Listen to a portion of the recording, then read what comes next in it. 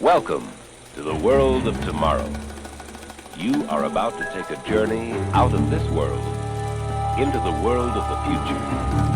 The atomic age was born. The world of tomorrow became the world of today, bringing together all people in a new era of understanding. Good sense requires that all of us prepare for any eventuality. Imagine, if you can, an electronic brain operating at millions of a second speed. Electrical pulses transmitted with the speed of light. Limitless power at man's command.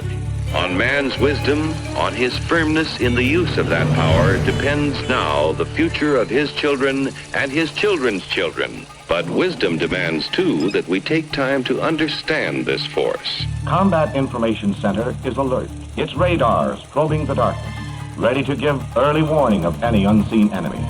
But have no fear, we are monitoring the situation.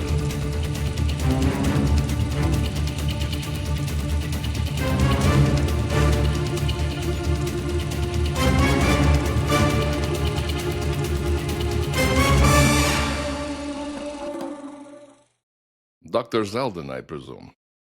First, I'd like to get to know you a little better. Who's your daddy, and what does he do? And what does he do? So, Steve, I am still on the road, so I'm in another rogue spot. I'm actually down south visiting my mom and dad, my brothers, that I'll be heading up back to New England tomorrow. But I spent the morning trying to find a way to integrate the Arnold soundboards into our conversation. And The old E-Bombs World ones. E-Bombs World, and I have been unsuccessful. So I'm going to work like the Dickens to make that part of my repertoire. My repertoire for when I'm back in the studio. But until then, just wait for it. It's going to be amazing. Sounds like good plan. It's weird. Synchronicities. I'm hanging out with my parents tonight after we get done with the show. So I haven't seen them in 7 years, and we're both with our parents this week. What's going on? Yeah, it's strange. It's strange. It's great, to see mom and dad, see my brothers. My younger brother is a priest here in town, and my older brother lives in Virginia, but he pops back and forth quite a bit for his work. Mm-hmm. He does a lot of government liaison consulting work, that kind of thing. And it's kind of strange. I haven't lived here since I think I was 26. Where are you? So I'm in Baton Rouge. Okay. At my mom and dad's house, upstairs. And my gosh, Steve, it's so hot. Why bet? Oh my! Because it's been miserable here. Oh, I mean, it's literally 95 degrees, 95 plus humidity. Ugh. I mean, Steve, I grew up here. You've acclimated, though. I've totally acclimated. Totally. Yeah. It's so that was something I learned, moving back and forth from kind of the Northeast Mid-Atlantic to Arizona and back several times. Yep. You really do acclimate. It takes probably 6 months or whatever, but it's like when you live in the desert, your blood thins or something. I don't know what happens. And then you go back and it's like 60 degrees and you're cold. Whereas I grew up, wearing shorts in the wintertime in upstate New York. Right. I was that guy. Yeah, no, I know. I remember one year my son, when he was in middle school, he and his buddy tried to go the entire winter wearing shorts. And I think they pretty much did it except for the 3 days we had a blizzard. That foiled their plans, but still, pretty impressive. I'm not doing that. Yeah, I'm not going to do that. But yes, you're not going to get into your denim athleisure suit with backwards ball cap, Kale. Come on. I'll have you know that I did not resort to athleisure wear on my flight down south. I wore a very respectful pair of khakis and this button-down shirt that you see before you. I was fine, and I was never going to resort to a denim or an athleisure matching set. Do you wear gingham when you're in the South and it's really hot? I do, yeah, I do. As a matter of fact, I wear lots of seersucker, and So anyway, it's just hot. But we got to spend a couple of days in Florida. on the Panhandle at this beautiful place called Grayton Beach. It's right off 30A. It's just stunning. It's just beautiful. Nice. So I was there for about almost exactly 48 hours. And it was kind of my good friend's 50th birthday, and he's really kind of best friends with my younger brother, and some of their friends, like my brother, my great friend here from Baton Rouge, and it was just a great guys' weekend. So we had we ate well, we drank a lot. It was just a lot of fun. We were literally like right on the beach. Nice. So got a little fried, but I was pretty cautious. I don't wear sunscreen, so basically I'll give myself around 20 minutes in the sun, and then I'm got a shirt on under the umbrella. But I realized that even being under the umbrella, like, you still get burned under the umbrella. The sun finds a way. Yeah, it's funny. I have this Irish Slovak skin, and so every summer, the first time I'd spend any time in the sun, I would just get a massive sunburn. But then after that, I would just tan for the rest of the summer, and it was fine. And that's my pattern as well. But it was a great trip. Got to see guys I hadn't seen in a decade, probably, if not more. So it's been regenerative. I'm gearing up for a road trip back. So my brother and I will leave tomorrow, head up your way, check in with you, and then head up to D.C. where he lives, and then I'll take the last 8 or so hours from D.C. back up to Rhode Island, and then it's gearing up for the school year, man. It's coming apace. I mean, it's August 19th already. How did that happen? Yeah, I know, dude. I know. Well, and here, of course, they've already started school. Have they started school in Raleigh as well? Yeah. Yeah. I'm sorry. It's August 20th when this episode comes out. Cheers. Through the magic of production. Yeah. So it's, so my school year is about to start up in earnest. And it's one of those funny things. I don't know if you were like this in any of your jobs. Maybe not, because mine is sort of distinctly seasonal, but I don't know, it's like mid-April and you're just chomping at the bit for summer. It's like, man, I just need to get to the summer. And the summer comes and you've got a few days where you're just like, I don't have to do anything that's amazing. And then it kind of starts nagging after about a month. You're like, okay, I could use a routine. And as you know, I'm a pretty routinized guy, very liturgical in all ways. And I'm getting myself ready. So by the time I get back and get my daughter all set and ready, she's going to Rome at the end of August for her school. That all the sophomores go in there for one of the semesters. So she's heading out to Rome, and then the school year starts in earnest. Here Nice. we go. Nice. Yeah, I like it. I do. It's good. I'm going to be reverting to Russian a lot today because I'm very tired, and when I do, my mind devolves to random accents. Did you sleep like crepe? I slept like crapola, like Krapinski. Krapinski. Yeah. Well, I haven't been sleeping well for other reasons, but look, we, I checked in with you last time in Oxford, and I told everybody then, and I'm true to form, we're continuing our schedule. So, housekeeping moment, if you have not hit the like and subscribe, we would both really appreciate. We're very, very close to 1,000K, which will, I suppose, open some things up for us. But if you could do that, it would be great.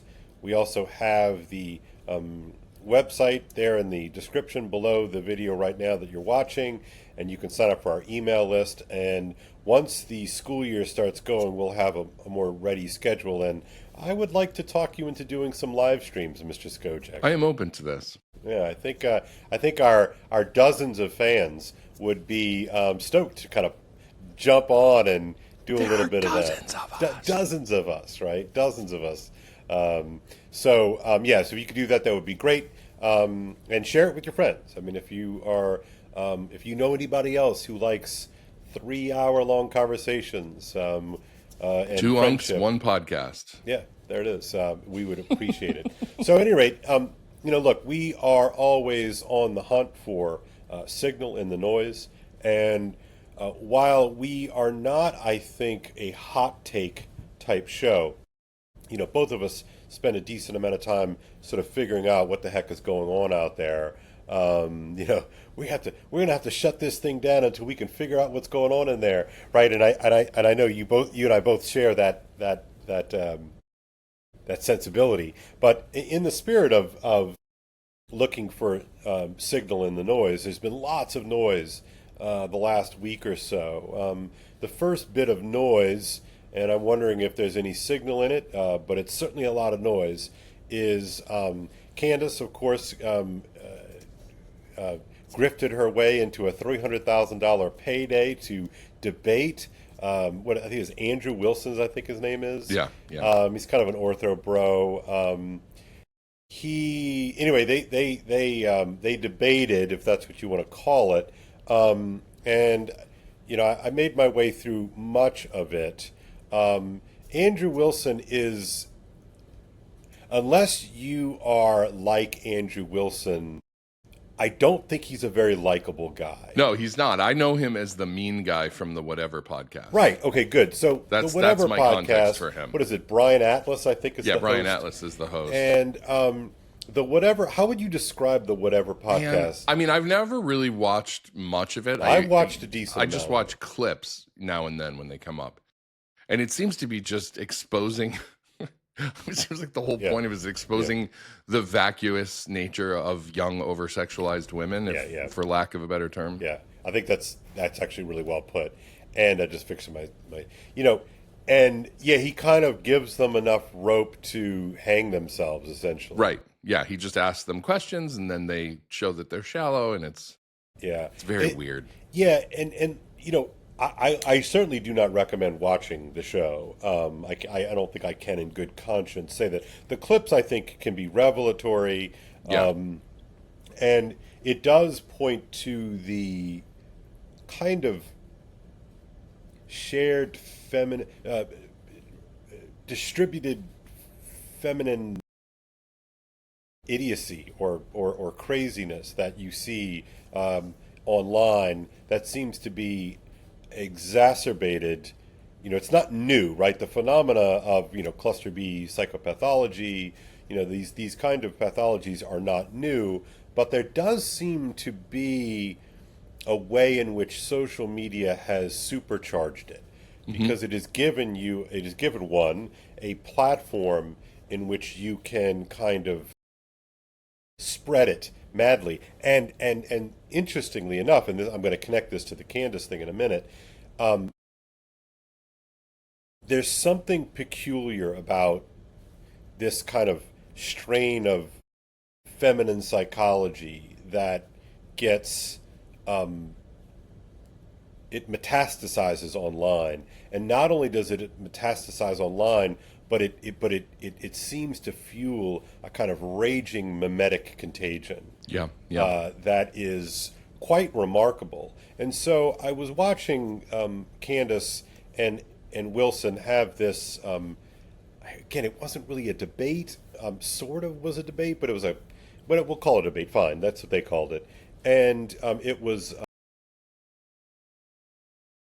managed by Patrick Bet-David, another kind of podcast guy, although I think he made his money in other ways and has sort of thrown himself full bore into podcasting anyway. So he moderated the debate, such as it was, and it was a pretty remarkable testament to, it was sort of a condensed symbol of people talking past one another. I figured that's what it would be like. I actually congratulated myself for not even watching a single clip of it, so I'm curious to get your take, because I saw everybody talking about it. I'm like, man, I'm so glad I didn't spend a minute of my day watching that. Well, I mean, basically they were doing kind of fan service for each other. I think Wilson went in genuinely wanting to debate the merits of the case. So I'm not. The debate was about the Charlie Kirk shooting, I'm assuming? The Charlie Kirk shooting, Tyler Robinson's role, and really the ongoing true crime live stream that Candace has been running for the past year and making loads of money off of her. Her signal has boosted dramatically in the aftermath of the Kirk assassination. I forget who I was watching the other day. I was watching a podcast that I watched too many of them, so I don't remember which one it was. But they were talking about that. That's why this is working for her, is because she's tapped into the true crime genre, which is like the #1 podcast format. And especially for women, right? I mean, yes, many men, do the whole true crime thing as well, but especially for women. I mean, so much so that like somebody like Megyn Kelly, who does her kind of normal daily show, she actually has a kind of bonus episodes on kind of true crime, that she'll run periodically. Again, this is just not my.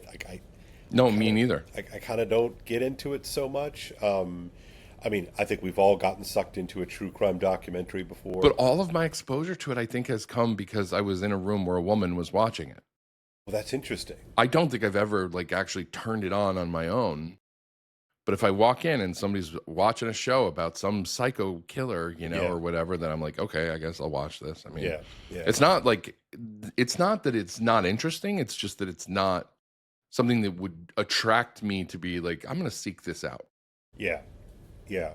Well, Candace has developed, a massive following. And as I've said to you before, her followers are devotees. And I really mean that kind of literally. They are devotees of the Candace Owens show. So much so that I still get harassed online from a couple of very interesting figures who are just angry at me because I don't love Candace Owens, and I think I think she's a fraud, and it's really bizarre. And if especially you're interested, when it's dudes, like dudes, right? I'm like, simping hard for Candace Owens, because she's a good Catholic woman, and if anything happens to her, Cale, you're going to have blood on your hands. I'm like, I don't know, because you criticized her thoughts. Yeah. Yeah, well, you are a murderous Jew, are you not? Seriously, I mean, look at that last name, Skojek. I mean, Zeldin. You happen to go to Catholic Church, but that's just because you're a saboteur. Yeah, that's right. I'm just a converso, waiting for my opportunity to ditch my shallowly held Catholicism, so that I can finally become, a real Jew, or whatever they would say to me. And they say this stuff to me all the time. There were pieces of flair they made the Jews wear. Okay. What would you say about someone who only chose to wear one piece of flair, Steve? 14 pieces of is it 14 or 17 pieces of flair is the bare minimum? It's the bare minimum. It's the bare minimum. But some of us like to express ourselves. Anyway, they didn't debate. I mean, he basically asked her point blank. He's like, so Candace, you believe that, or you have claimed that Israel and France and Turning Point USA in some way, shape, or form conspired to murder Charlie. And so he says, look, can you give me any evidence as to why, of your claim? She says, look, I'm not making claims. This is my opinion. It's what I think. And he's like, okay, so why do you think that? And she's like, there are no reasons. No, it doesn't matter. The opinion is the fact for the solipsist. That's right. And so I think that's the ultimate takeaway, right? So, but again, online, all the people who were sympathetic with Andrew Wilson's position, which is like, look, Tyler Robinson killed him. He's not even saying in his own pretrial hearing, look, he said it. It's me on the surveillance footage. They're going to see me on the surveillance footage. Yes, it was me, right? I mean, so all those people who are believing that is put forward are considered fed slop eaters on Team Candace. You know what it makes me think of is that old Deep Thoughts with Jack Handy thing. Gosh, yeah. Where he's like, I guess we were all guilty in a way. We all shot him, we all skinned him, and we all got a complimentary bumper sticker that said, I helped skin Bob. That's so good. But that's basically, it's like, that's what the guy did, and you think somebody else is responsible for it? And so then, again, I avoid Facebook like the plague. But there are a couple of people that I know through Facebook, and I communicate through Facebook. That's all I'll go on. And I can tell you avoid it like the plague because you sent me something 2 weeks ago, and I said the link didn't come through, and you haven't seen or responded to it. So sorry, I sir. also avoid it, but yeah. There are people, kind of shocking people are like on Team Candace, like fairly august, former professors of important subjects. Yeah. Who are retired. And at any rate, so you go in the comments and they love Candace. They love Candace, right? And you go in the comments and there's always somebody like me. I don't do this, but like me, who's like, Candace seems like she's kind of a crazy person, and it is like clockwork. Every comment is like, did you see clips or did you watch the whole show? You have to watch the whole show because if you're not watching the whole show, you're not going to understand what she's saying, right? And it's like 6, 7, 8, 9, 10, and they all say the same thing. And so then it comes to find out, this is what she says all the time on the show. If you're just watching clips, you're not going to see what I'm doing. No, Steve, the spell is very easy. Yeah, I mean, this is what you talked about that whole episode about. She's casting spells on people, basically. And it's time on platform, right? You've watched the YouTube analytics, right? If you can get the more people you can get to watch the whole thing, the better YouTube will rank you, and you'll get shot out into the ether, and you get AdSense and all that kind of stuff. So they've all completely. It's like I'm listening to the hive mind. Stunning stuff. So anyway. So that happened. Candace is back to her bit where she's like every episode, oh, guys, I cannot wait to talk to you tomorrow. I've got some, bombs I'm going to drop. And then, of course, the next episode comes on. Like, I can tell you a little bit about it, but we're still sourcing the story. But, man, tomorrow, I'm telling you guys, I cannot wait to share this. Oh, my gosh. It's like, you people, what are you doing? This is like the stupidest spellcast in the world. It's like the you remember, I don't think they do it as much anymore, but it was like the ClickFunnels type of stuff where you would have like marketing copy for something, like maybe you saw a product and it looked interesting. Okay. And you click. Maybe it's a course or something that requires a little bit of explanation. So you read. You're like, I just want to know how much it costs. Right. Scroll down. Scroll down. Like it keeps leading you further and further down the sales funnel. And then finally, after 3,000 words of text, you can click on a button that takes you to a pricing page, and then you have to sign up. But that's what it feels like. It's just this endless lead on, or like any self-help book that never gets to the point. The actual point. They just kind of give you breadcrumbs, making you think you're about to get to a destination, and you never arrive. Yeah, I mean, it's such an obvious play, right? And it's playing off of curiosity, but it also is sort of playing off of this kind of like dishy, Gnostic, I want to be the one who knows stuff, and all those fools don't know things, right? Now, and of course, why are we here? Well, we're here because people in charge have played fast and loose with the facts in, I think, maybe you don't think, but in criminal ways since the year 2020. And so I am not averse, as you know, Steve, to being skeptical of, the mainstream narrative, right? It happens. Right, but in this case, it beggars belief. Well, I would say that I don't know where you cross the line into criminality. That would have to be evaluated. You mean in terms on of a legal basis, in terms of what you're broadcasting or podcasting? But I mean, like, where does free speech cross the line into criminality? When do you have to be held legally accountable versus there's certainly discussion and debate to be had around that. But I really do firmly believe that COVID, the entire COVID fiasco, no matter which side of it you were on or where you fell, I tried to be moderate about it. Others were on either side. Both of us tried. I mean, But the thing is that it broke our epistemology in a way that I have never seen, not only in my life, but I don't think there is a precedent in history. Where we're 6 years in, and we cannot dispositively prove something that will end the debate. Anything that will end the debate. Like there's stuff that comes to light, but then it's like a lot of it is viewed through the lens of hindsight, and there's all these things. And so at the end of the day, there are people, on the internet right now who are like, I think the COVID vaccine saved millions of lives, even if it was implemented in a bad way, right? And then there's other people who are like, no, I think it killed millions of people, and the COVID itself was the hoax. And then the other people are like, well, no, COVID killed millions of people, right? Like, this is a big thing to not be able to agree on when we have access to as much information as we do.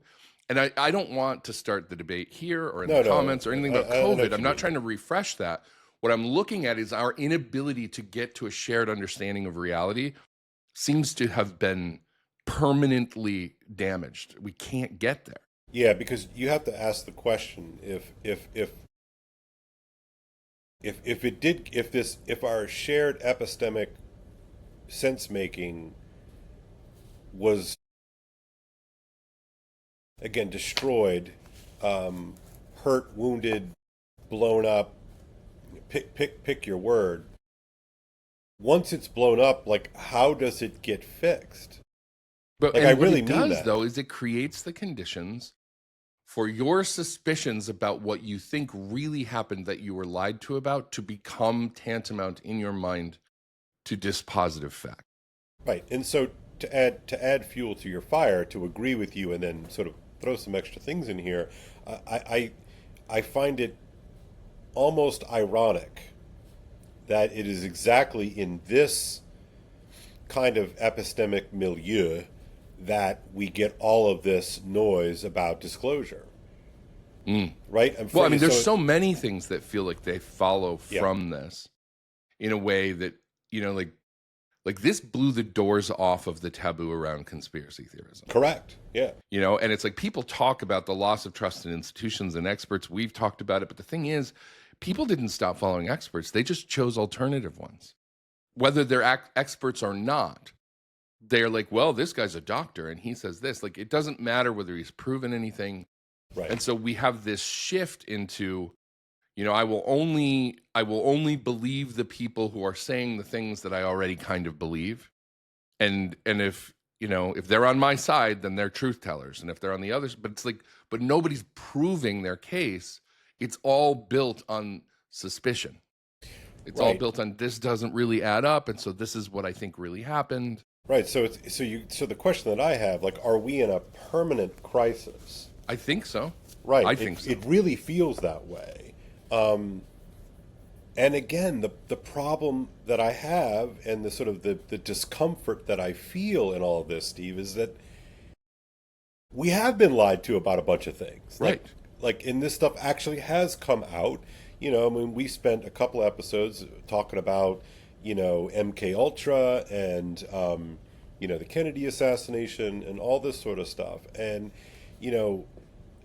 we spent a big chunk of an episode talking about Dulles and the CIA and all those things. So unfortunately, it's like the potential cost of these kind of high level narrative manipulations that bear a fleeting connection to the truth is that if you don't get away with it,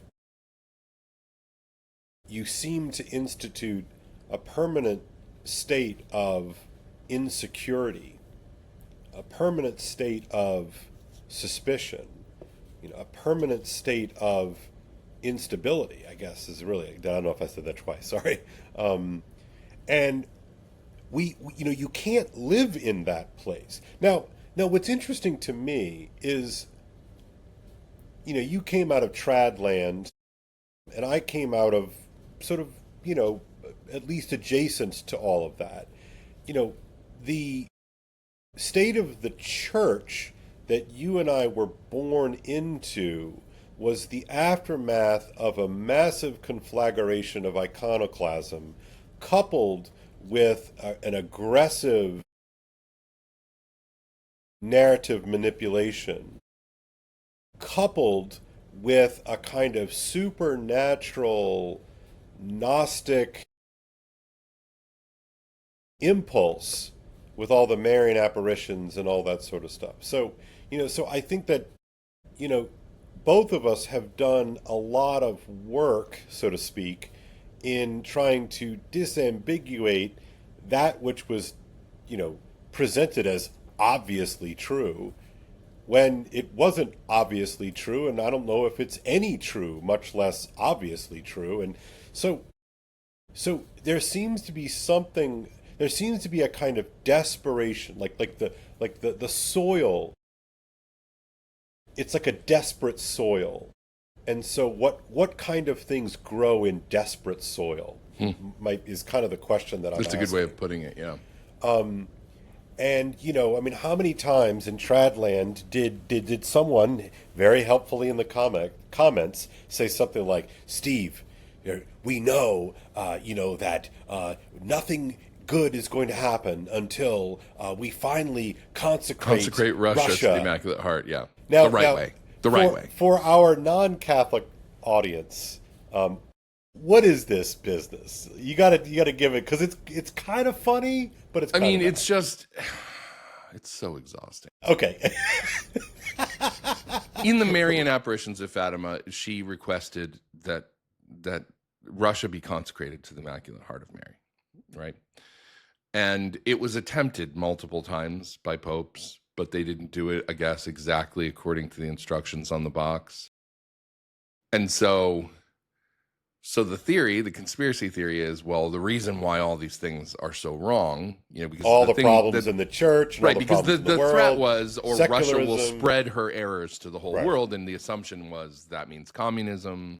But right, but that's an important part of the story, that Russia would spread her errors. Right. And so for an American audience, an American Catholic audience, it's not just that they were going to line up, nuclear weapons on our borders. It was much more about the godless ideology of Soviet communism, right? And so that the way that the trads and even the conservatives would sort of make sense out of this is that they're looking at the world, they lose their liturgy, they lose the certainties of the 50s, let's call it, and the church descends into chaos, and the sexual revolution just wrecks families. And yeah, so the promise that was allegedly made, I wanted to look it up I'm not misrepresenting it, because I haven't looked at it in a while. So Sister Lucia, who was one of the three visionary children at Fatima, gave a letter to Pope John Paul II about the third part of the secret. There's just all these secrets, whatever. The third part of the secret refers to Our Lady's words, if not, Russia will spread her errors throughout the world, causing wars and persecutions of the church. The good will be martyred. The Holy Father will have much to suffer. Various nations will be annihilated. And so the idea is that, among the different things that she requested was the consecration of Russia to her Immaculate Heart as one of the things that would forestall this consequence. Right. And so then according to this letter, we didn't do it. And so, yeah. And it's a fundamentally apocalyptic way of, story. Yeah. And so at any rate, this sort of joins forces with a kind of apocalypticism broadly distributed in the United States, especially in religious groups, evangelical groups, with like the rapture and Armageddon and all these kind of things. And so, the sort of this wild style of imagining a supernatural and social imaginary seem to constantly find these kinds of stories that if this doesn't happen, then hell will have full reign. Right. And sometimes people mean that seriously. I mean, not just hell in terms of a sort of a metaphorical hell, but like an actual sort of unleashing of the demons or something like that. And I just see in the whole, oddly enough, this Charlie Kirk thing, that Candace and her enablers have found a way to just dominate attention.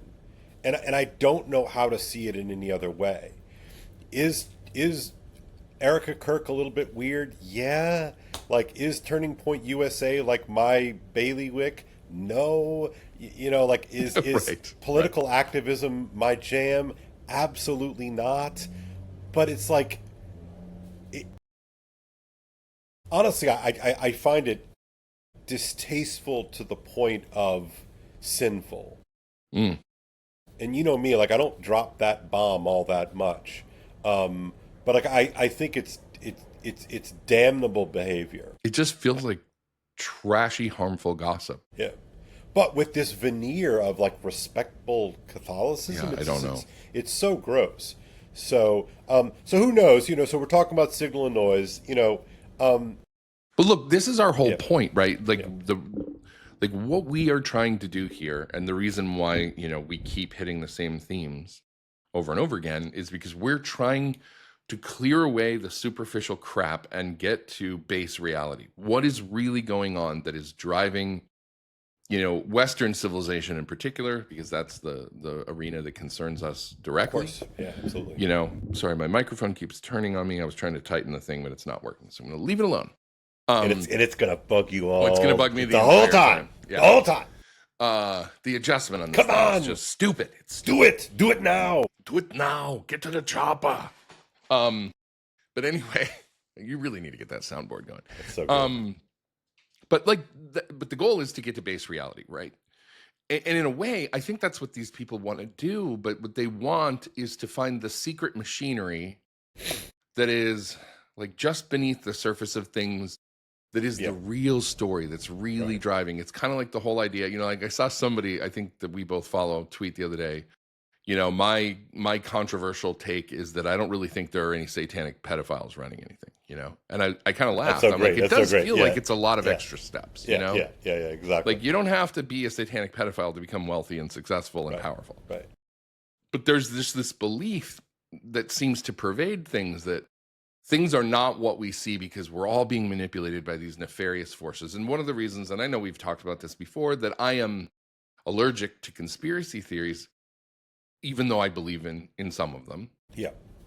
But they have to follow a certain pattern because to me, the problem with conspiracy theory thinking is that it often grants far too much agency to limited human beings who are very fallible, who suck at keeping secrets, who aren't great at planning things out and having things go according to plan. I mean, there's this idea that there's almost this comic book supervillainy kind of ability to manipulate world events and do so very, very calculatingly. And I think while some of that probably exists to some extent, it usually doesn't take the shape of this kind of maniacal, you know, big brained, like we're pulling the strings of the world and nobody knows. I've never met a person who has the capacity to do that consistently over time, let alone to do it along with a conspiracy of other people who maybe they get drunk, maybe they have a lover, maybe they, you know, like somewhere the secrets come out usually. And so that's kind of like where a lot of my skepticism comes from, is you're giving too much credit. Like I like Hanlon's razor, never attribute to malice what can be explained by human stupidity. Yeah, it's funny. I think I'm a little bit more open to twirling mustache guys, especially, you know, sort of doing my deep dives into, you know, again, folks like Dulles, you know, the CIA. See, that's more of a distributed nefariousness, right? Like, I'm not saying that doesn't exist. You and I both believe the CIA has been behind a bunch of dirty, nasty stuff. Yeah. I just talked to somebody a couple of days ago who was like, oh, I found out my neighbor was in the CIA for decades. And they told me, yeah, there's a secret government running everything. You know, it's like, I mean, and I'm like, yeah, okay, I could, but it's, I guess it's the level of competence and orchestration, like when it reaches the kind of thing that would be necessary to provide explanatory power for a lot of the conspiracy theories. That's where I'm like, but is it though? Right. But I'm not saying there aren't conspiracies. There clearly are. And the CIA is like an institutionalized conspiracy organization. I mean, that's kind of what they do. Well, so okay. So then how do you make that rhyme or harmonize with, you know, your deep dives, our deep dives on the legacy program. So that would be comparable, in my opinion, to the CIA. It's something that is contained tightly within a small network of people who have a vested interest in not letting something get out. I do believe the government is more capable of keeping secrets than skeptics would like to believe. Yeah. Including me. Right. I've always thought, well, how would they ever keep this quiet? And, and then you see guys like Hal Puthoff, who's like, oh, they keep a lot of things quiet. He's like, there's stuff I've known about for 4 decades that has never come out. So, I mean, there are things like that certainly do exist. But, with the legacy program, one of the ways that they dealt with UFO leaks, because it's been leaking since the 1940s, is they just flood the zone with false information so you can't figure out what's true and what's not, and then they stigmatize. So like contradictory narratives, claims. Right. The whole point of Project Blue Book was to flood the zone with easily debunkable UFO cases so that the majority of the cases, were fake, and then the real ones kind of got buried in the haystack. And that's what they do. I mean, if they can't hide it, if they can't stop the information from coming out, they release the equivalent of chaff, like a fighter jet does, Right, and so like that confuse the missiles, right? Right, so the missiles chase chaff as opposed to the ship, the plane itself. Because the most effective lies contain a grain of truth. And that is what, the disinformation agents from Russia who later revealed the tactics of the KGB and all this stuff, that's what they said. They used truth to leverage lies. Right. Therefore, you're never going to get a clear picture. The truth could, in theory, be sitting right there on the screen, but there's so much other stuff on the screen that you can't actually isolate the signal. Right. And so, New York Post yesterday, right? And it's the New York Post, right? So we get the tabloid vibe. And the headline is, not yesterday, it was the 15th. Late Vice President Dick Cheney oversaw detainment situation of aliens from crashed UFOs, right?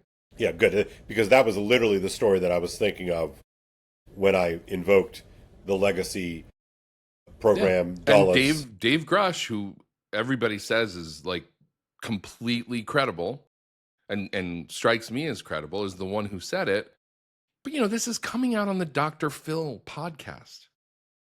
And it's just such a weird way for the information to reach people. And it's like, that's not where you expect a story of this magnitude to break, right? Okay. So I've been thinking about Dr. Phil lately.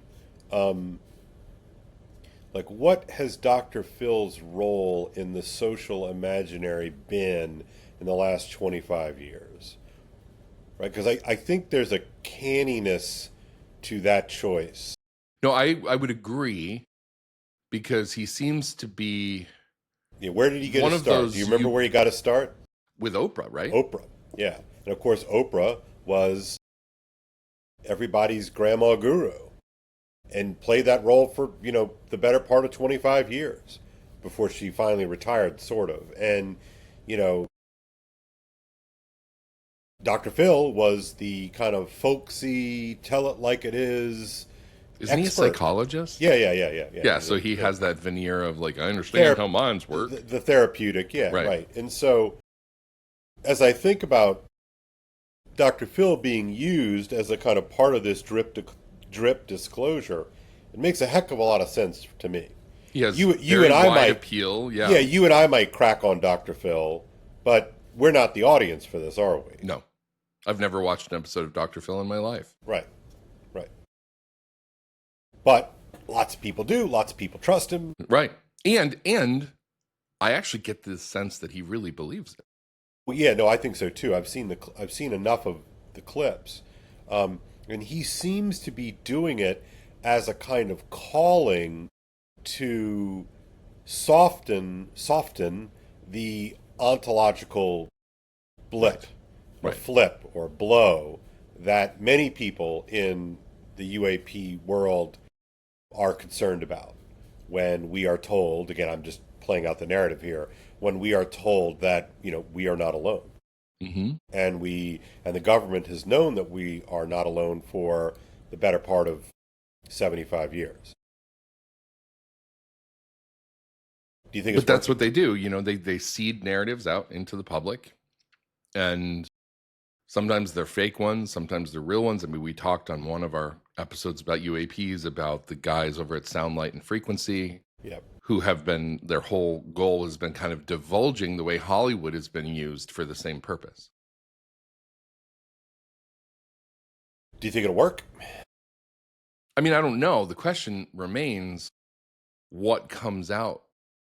Like, I don't know what they're going to do. You know, I don't know how much further they're going to take this. We've had at least 4 tranches now of Department of War UFO file drops, and there's been some really interesting stuff in there, but there's nothing like wow dispositive that's clearly, you know, like there are things that are, you really look at them and you go, I don't know how that works. That doesn't make sense to me.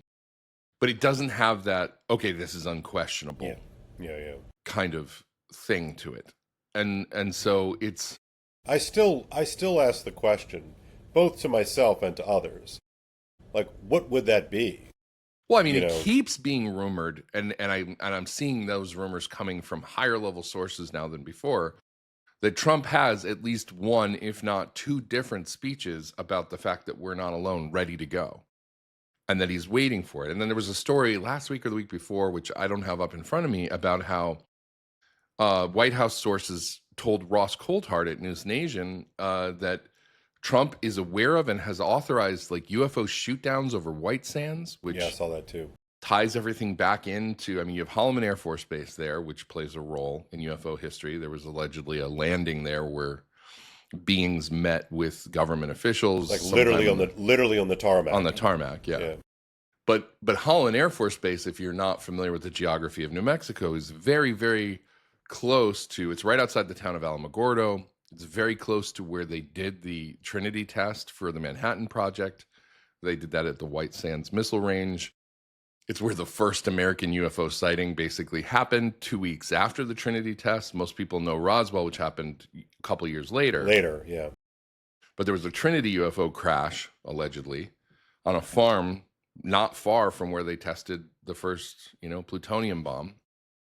And there's a connection between UFOs and nukes and all this stuff. So it's like, what does Trump know? What is he finding out? Is he really starting to buy in? Because he's a guy who has said multiple times, I don't personally believe in this stuff, but I've talked to very credible military guys who do, and I respect them, and I believe what they say.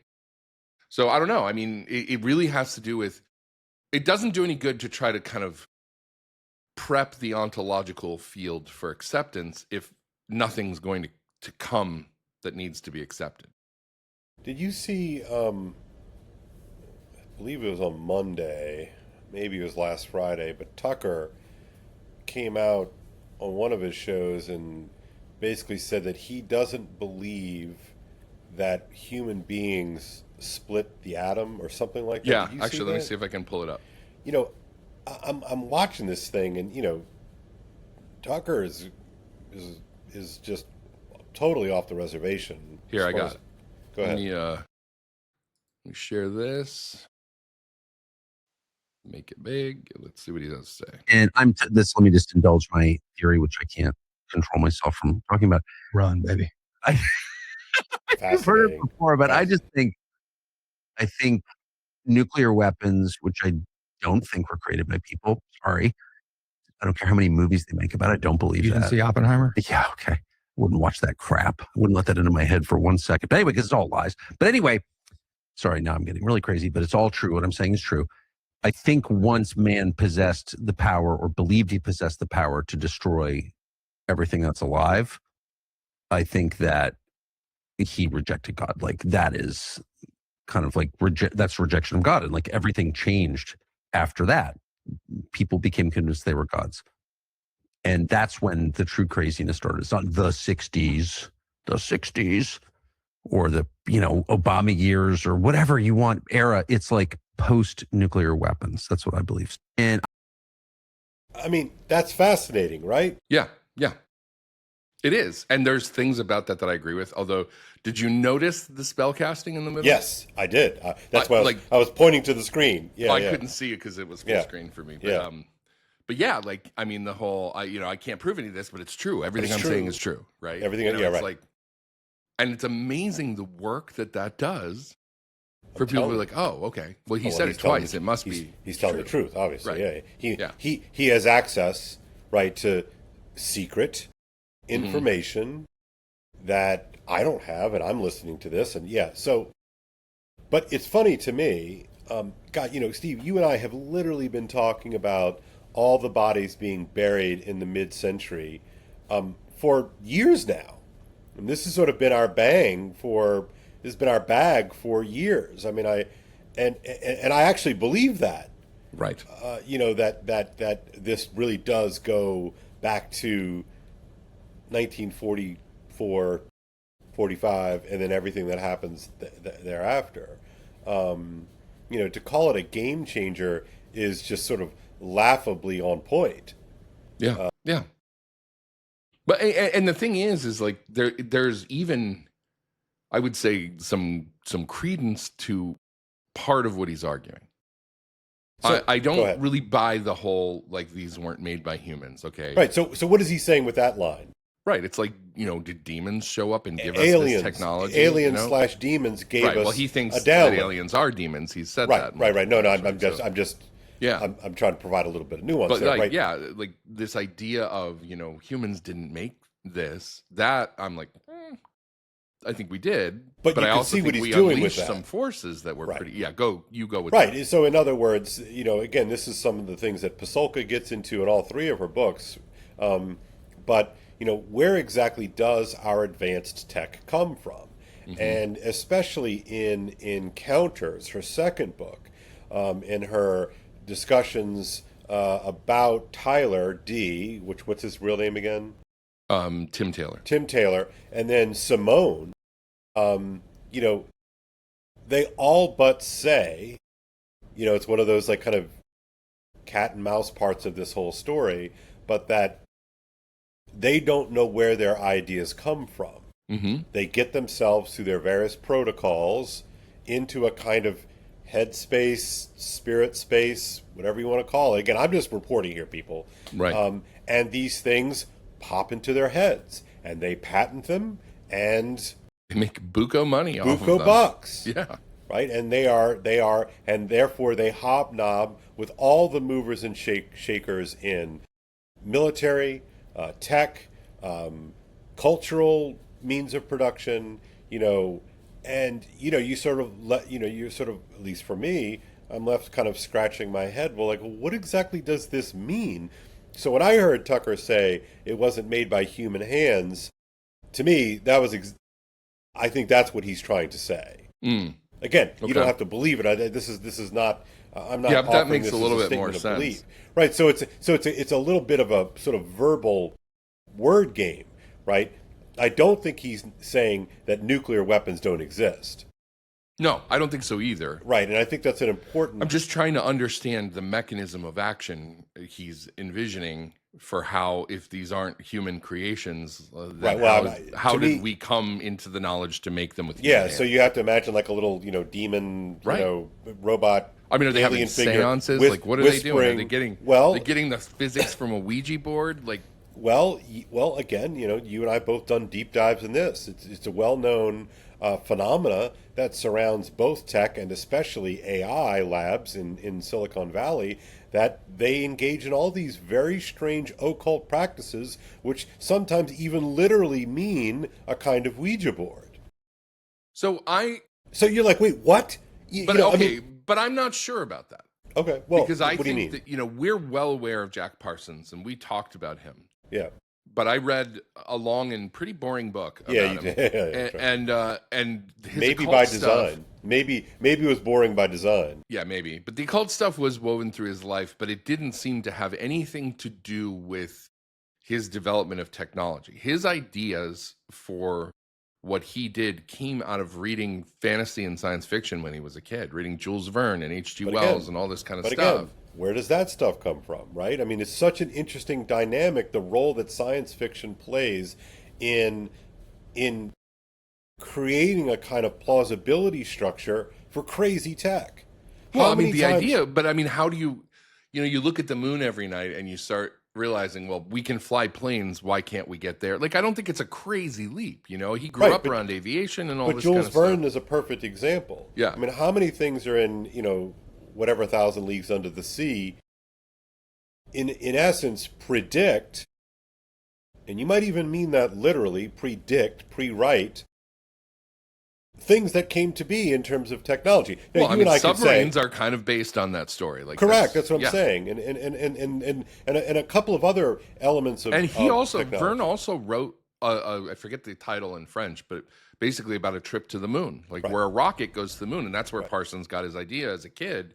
He's like, I want to find a way to build that. Like, how does that work? Right, and this, of course, fuels the sci-fi craze of the 30s, the 20s and 30s. That my beloved C.S. Lewis is partaking in when he writes the Ransom trilogy. Yeah. Right, that it's all part of this sort of body of speculative fiction that, in a weird way, predicts things that come to pass.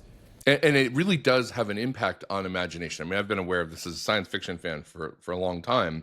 And it's one of the reasons why you'll see people say, we need to get away from nonstop dystopian science fiction and have some utopian science fiction. Because we used to have that. A ton of it. And it inspired a lot of scientists to say, well, this only exists in imagination now, but could I make it real? Yeah. And there's something to that, I think, Right. So in childhood's end, this is very much sort of part of that narrative, right? That in essence, the guardians, these guardian figures, which are aliens, look like demons, but they're not in terms of the way the story works out. They just look like what we conceive of as kind of scaly reptilian demons. But they in essence seed, SEED, they seed these ideas with intellectual outliers to predict, preset in a kind of directional fashion what could be possible. Yeah, and it's fascinating. Like, it really is fascinating. So you read that because it's in Pasulka's book. Yeah. I haven't gotten to it yet. I asked my dad about it when I saw him the other day, and he was like, oh yeah, he's like, that was the first science fiction book I ever read. Wow. That's what got me into sci-fi. Wow. And do you know there's a scene in that, so get this is going to rock you. There's a scene in which the Guardians have already come, and it's been like 50 years. And so universal abundance has been achieved. Again, very, very Elon Musk coded here. All kind of intergovernmental fighting and squam, all of that has been solved in essence. We have universal abundance. We can live wherever we want. Everything's free, right? And in one scene, there's this guy who has a kind of pet. What do you call those things? A hobby for occult books.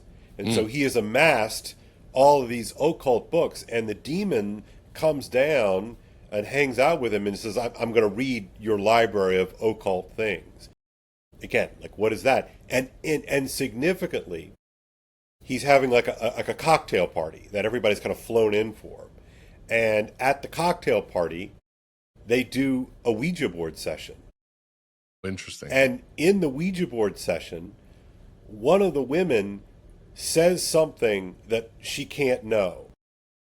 And that is the way in which the overlord, demon character, knows that she's the one who has this sixth sense. Right. Means that she will bear the new child, which will then seed a whole new iteration, a kind of leveled up iteration of this sort of super hive mind. So all the adults who grow up in the before times, who are formed analog style, as you and I have been kind of talking about it, they're just going to die off. But all of the children are going to take off. Explain it more for people who don't know the book. I mean, no spoiler alerts. The book's like 50 years old. Yeah, so. yeah. Well, the children have this. They're all basically a bunch of 11s.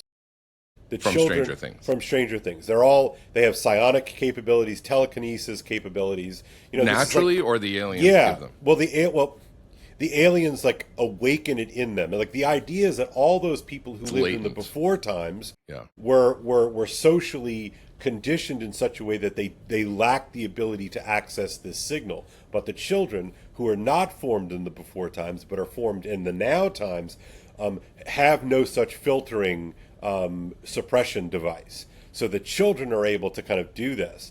And it's wild. And again, Steve, this is written in 1952. So I want to hit you with something. Go ahead. That when I read it, it immediately made me think of this. Now, I watched this podcast. This guy, his name is Jeffrey Mishlove. Don't know anything about him. He has a show called New Thinking Aloud. He is a psychologist, a researcher, like gets into all the weird stuff, right? Yeah. And he was, I guess, the first person to ever get a PhD in parapsychology. Wow. Okay. Which is interesting. Yeah. But he went on Jesse Michaels a week or so ago. And something that he said is that I'm quoting somebody else, paraphrasing him, so forgive me if it's not exact. He says, according to Mishlove, he has spoken with people who claim the long-term intention of contact with UAPs is eventual civilization on Earth where humans and non-human beings live together openly. If true, that radically changes the framework, not invasion, not observation, not even disclosure as the endpoint, integration. Perhaps the phenomenon is not simply revealing its existence to humanity, perhaps it's preparing humanity for coexistence. Yeah. This is from Tom Thompson on X, paraphrasing that part of the show. Yeah. But as soon as I read that, I was like, oh, that's childhood Zen. Exactly. Yeah. And I think it describes or captures Pasulka's disquiet that I see in her latest book. And, you know, she's, as we've talked about before, she's pretty cagey and, you know, and all of that. But I think she has come to the opinion that our technology is not benign, but that our technology is preparing us for something that we do not understand. And we sort of understand it, like my perspective is that, you know, that this technology is mostly bad in terms of like soul formation, but that the technology, it's almost as if like the technology wants something, and I'm using the technology, you know, whoever's behind the technology, whatever, right? You can, that's fine. I'm fine with that. But that the technology is actually preparing us to abandon, you know, like if you look at somebody like me, you know, if you told me that I would no longer have access to my old books, I would like bring the guns, right? I'm like, no, it's the great testament of our shared human nature, and you know, you're not going to strip that away from me. One of the things that motivates me to do what I do on a day-to-day basis, which is to teach old books to new kids. You know, my whole raison d'etre is connecting the next generation to the perennial deposit of wisdom. And it is abundantly clear to me that our technologies, whether on purpose or not, right, and I think that's an important caveat that I put out there, whether on purpose or not, is in essence ripping us away from our embodied reality and into some kind of disembodied digital imaginary. And I think, I welcome pushback, of course, Steve, but I just think that's true. I think that that's exactly what is happening with, you know, autoplay TikTok.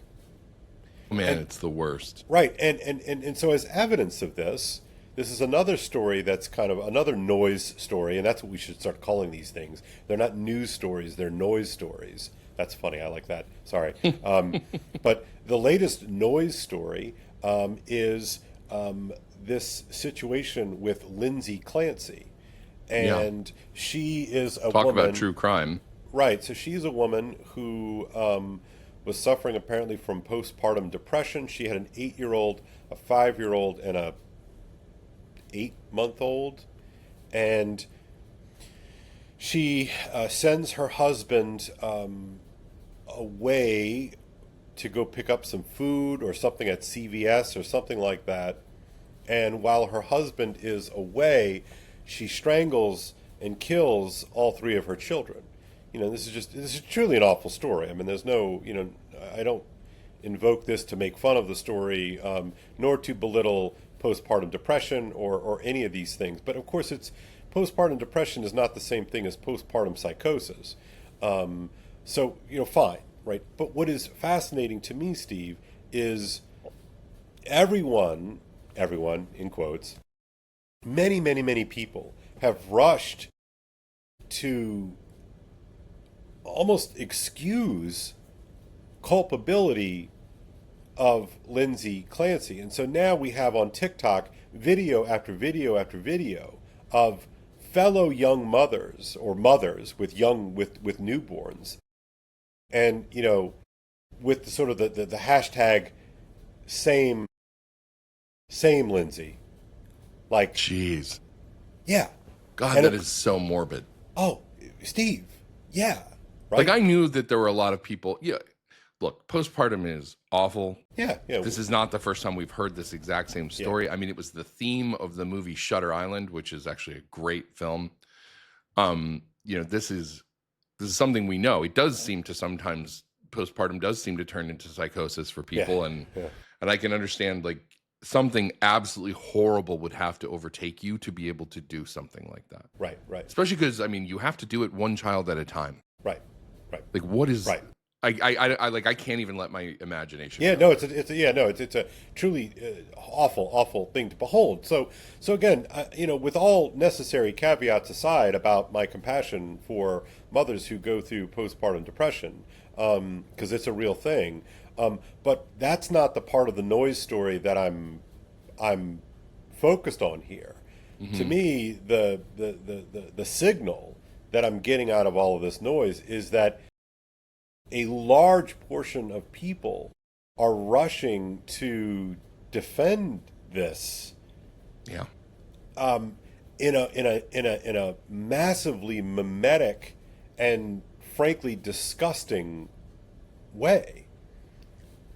And so, what role exactly does, let's say, TikTok or Instagram, but we'll just stick with TikTok, what role does TikTok play, not only in terms of consumption, but you have these videos, people are like, videos of like, look, you and I dabble in these kinds of things all the time, right? You have to set up your camera, you have to hit record, and you have to like perform.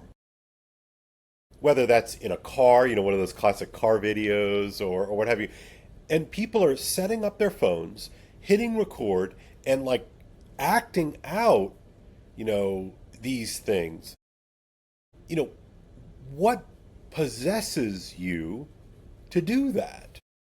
Well, it's such a, yeah. I mean, you have a theory? Yeah. Well, I think TikTok derangement syndrome is like a real thing. I mean, I do think that the nature of the format is that it precludes nuance. Like, one of the reasons why you and I do a 3-hour conversation, right, exactly, is because we're like, let's not leave any nuance on the cutting room floor. Let's work through it. Let's look at the different angles. Let's argue about it. Let's agree about it, whatever. But let's try to bring as much to bear as we can. Because if you're doing a 30-second clip or a 60-second clip, by nature, you're leaving anything out that doesn't kind of make your video have a chance of like really having an impact. And so you're cutting out the things that are important. So I can understand feeling empathy, thinking maybe she woke up from it and she was horrified by what she did in her weird trance or whatever. Like that I could understand.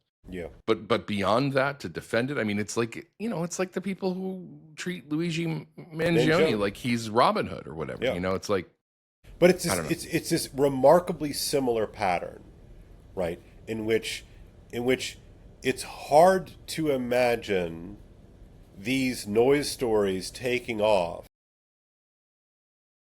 absent the necessary function, this necessary technology, right? Like this doesn't become a thing if you don't have TikTok. And it's literally Orwellian. It's these brief messages designed to reprogram your perception of reality.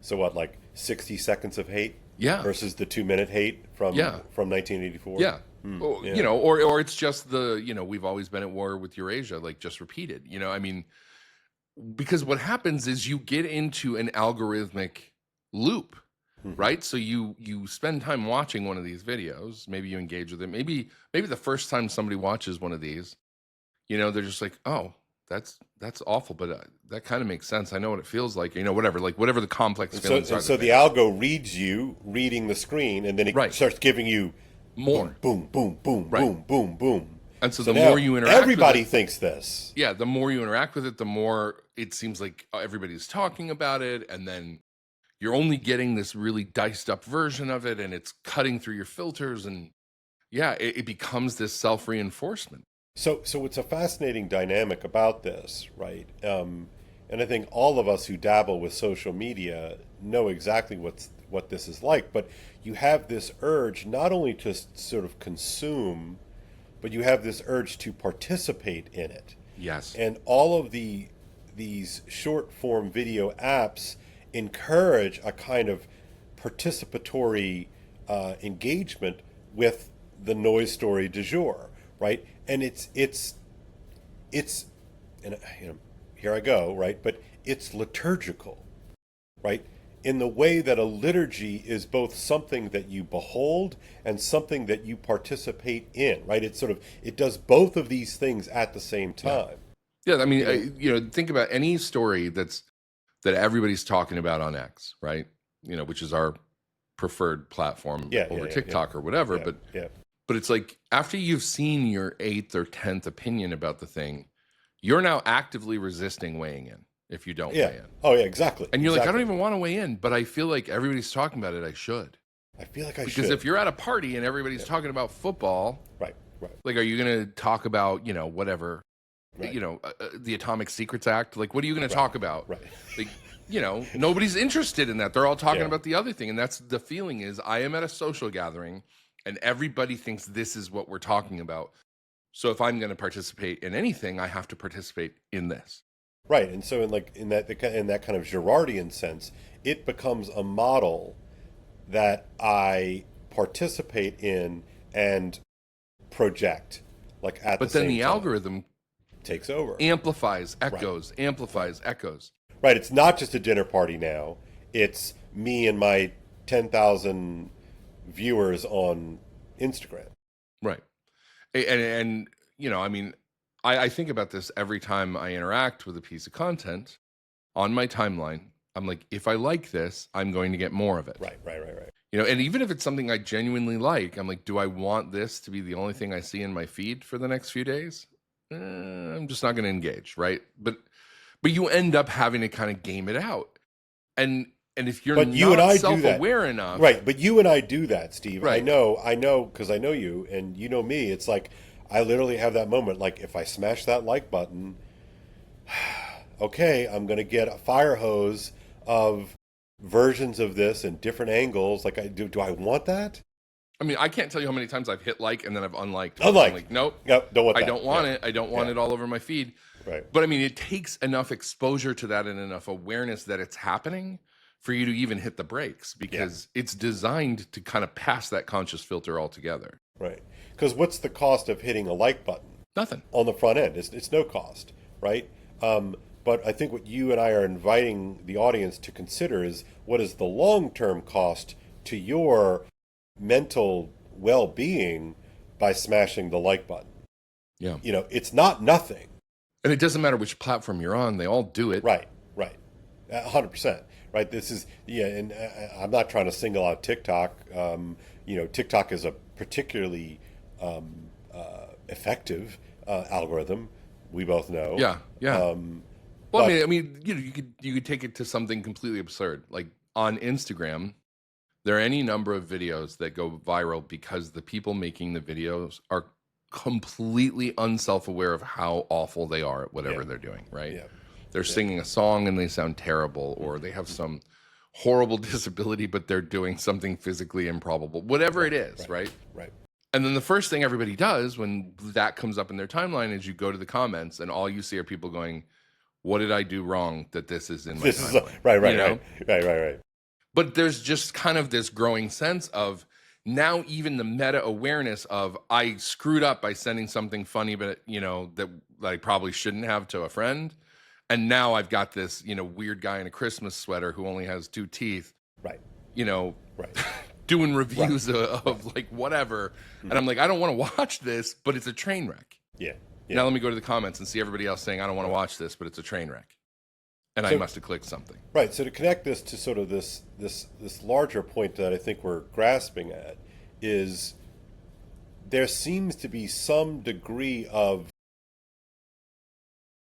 non-agentic intention behind this group participation in a massive cluster of algorithmic impulses.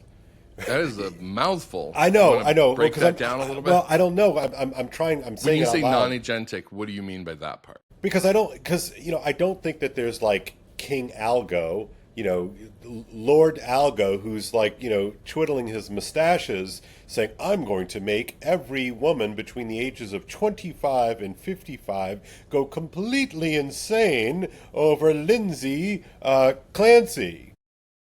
I love that you had to double check because I couldn't tell you. I just wanted to make sure. Yeah. I wrote it down. See, I do notes, people. This is just not completely off the cuff. I wrote notes. Okay, notes. No.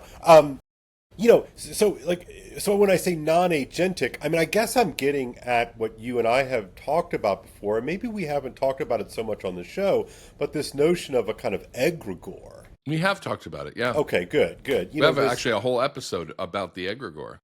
My God, is my memory that bad? Well, we're 19 episodes in, man. I love it. It's a lot of hours. I love it. Dang, that is a lot of hours. Yeah. Wow. So, there's some sort of like larger amassing fractal spirit that seems to be, swirling things around in some sort of dark magistic fashion to get us to lose our friggin' minds. So that's what I mean. I just want to be careful because I don't, because we've been taught by history to think of like, the great men of history, right? And I think that's largely true, I also think that the great men of history also partake in these kind of larger spirits, but, it's like, why was, the Soviet Union so scary? Well, Lenin and then Stalin. Why was National Socialism such a menace? Well, because they found form in Adolf Hitler, right? So I don't think that there's necessarily, a secret Hitler out there who's orchestrating the algorithm. But there does seem to be some kind of spirit, though. Go ahead. Based on what you're saying, it reminds me of, and I think we might have talked a little bit about William Gibson and Neuromancer recently on one of our shows. 2 episodes ago. But there's a quote that I immediately thought of, and I'm going to flip it in a second. So from Neuromancer, this cyberspace, a consensual hallucination experienced daily by billions of legitimate operators in every nation, by children being taught mathematical concepts, a graphic representation of data abstracted from banks of every computer in the human system, unthinkable complexity, lines of light ranged in the non-space of the mind, clusters and constellations of data like city lights receding. Okay, so This is Gibson's description of cyberspace. In the book was published in 1984, so it didn't exist, really. But I thought of the phrase, a consensual hallucination experienced daily by billions. Yeah. It is a non-consensual hallucination. He got it wrong. Right. What's happening here? Because you don't recognize the forfeiture of agency, personal agency. The egregore takes it to a level of non-consensual hallucination. But it is something in which we all participate in creating the non-consensual hallucination. Right. It's like Escher's hand drawing the hand. Yeah. Right. And to wit on this point, Steve, I mean, I've been contacted by no fewer than 5 of my friends, my online friends, guys, who were all saying, like, Kale, you and Steve have got to talk about this Candace thing. Like, my wife has lost her mind. Oh my gosh. Like, I'm serious, brother. I don't know what to say to that. I mean, I'm sorry. First of all, I'm sorry. Yeah. Um, I mean, think about that. I mean, I don't have to, because we look at all the things that we talk about being influenced by social media. I mean, what's happening to women self-actualizing at midlife and, saying, I don't want to be married anymore. And like, there's a lot of reasons for that, but, and you can look at particular circumstances, but then on the other hand, it's like, why is it so prevalent? Like, why do you see the same story over and over and over and over again? Yeah, it's like it's not even creative anymore. It's just like it's a template almost. Yeah, exactly. Oh man, right. It's like a playbook. Right. But I mean, I've talked to you about this before. When I was dealing with some stuff a few years ago, Facebook is, as we have already established, the worst. It is. It really is bad, man. I mean, not only is it just like badly programmed, like it. Yeah. There are times when I will go to reply to a Facebook comment and I hit a key and it's like 2 seconds before the character comes up on the screen. I know. It's just like, yeah. But it's like now my feed is none of the people I'm actually friends with. It's just random junk, right? That gets thrown in there, but it's algorithmically driven junk. And so you get a lot of these memes and Facebook data mines the hell out of you. So it knows if you're going through a separation, it's going to send you that kind of content. If you're depressed about something and you've mentioned it anywhere, it's like giving you depression memes, like whatever it is. And so if you start liking any of that stuff, most of which is designed to be quippy little quotes or little videos about, if you have a narcissist in your life and right? Yeah. And so it's like, if you like any of that stuff, you just start to get more and more and more. But because it feels apropos to the situation that you're going through, you have a tendency to engage with it. To let it come into you. Right. To keep reading it, to keep liking it, to, maybe save it, maybe share it to somebody that you know. And the next thing you know, your entire feed is therapizing you with something that maybe you never would have fully believed. But drip, drip, drip, it's just completely changed the way that you think. It's a great episode of one of the early Halloween episodes of The Simpsons in which Homer goes to hell. And, it's a sort of, it's about, the devil, the temptations. And so he's got Homer on a gurney and he looks to Homer. He's like, so Homer, you like donuts, do you? Well, how about all the donuts in the world? And so he lines up this conveyor belt and Homer's just like, right. So Homer eats all of the donuts in the world, right? So it's like, so you're feeling a little down and you need a little therapy. Well, how about all the therapy in the world? And so you have inadvertently become a glutton to something that you don't really intend. Yeah. And unless you have a kind of resistance to that. Right. Where so you what can would that snap be? out of so it. what maybe that would be helpful to kind of, what would resistance look like? How would one develop a kind of inoculation of some sort to the power of big algo? I think you have to have a foundation of ethics and things that you believe that are kind of your core principles. So, I mean, I had this happen to me, and I was saying a few years ago, I was going through stuff, and I started liking this stuff, and more and more of it started coming. Yep. And at first, I was like, this makes me feel better about the situation I'm in. It speaks to it. Like, this is exactly what I need. Like, I need this. Right. Yeah. I need to hear this, whatever. But after a period of time, I remember looking at it going, do I actually even buy that? Like, no, I don't buy that.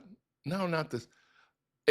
And I started realizing, like, you're trying to change what I think, and I don't actually agree with what you're changing. Like, I agreed with the steps that got me here. Yeah. Next thing I know, it's like you're deep in the land of cut toxic people out of your life and all this kind of stuff. And it's like, no, like, you have responsibility to maintain relationships and all these things. Like, you can't just, every time somebody challenges you, it doesn't mean that they're toxic or whatever, Right. And I remember even in that period of time, I remember there were a couple of times where you would send me some Kale, like, I'm getting flooded here, like, bring me back down to reality. And so we would like, we would chew on something that's like, well, you could see some truth in X and Y, but really A and B are pretty crazy. Like, let's pump the brakes a little bit. But I think that real friendships are precisely the kind of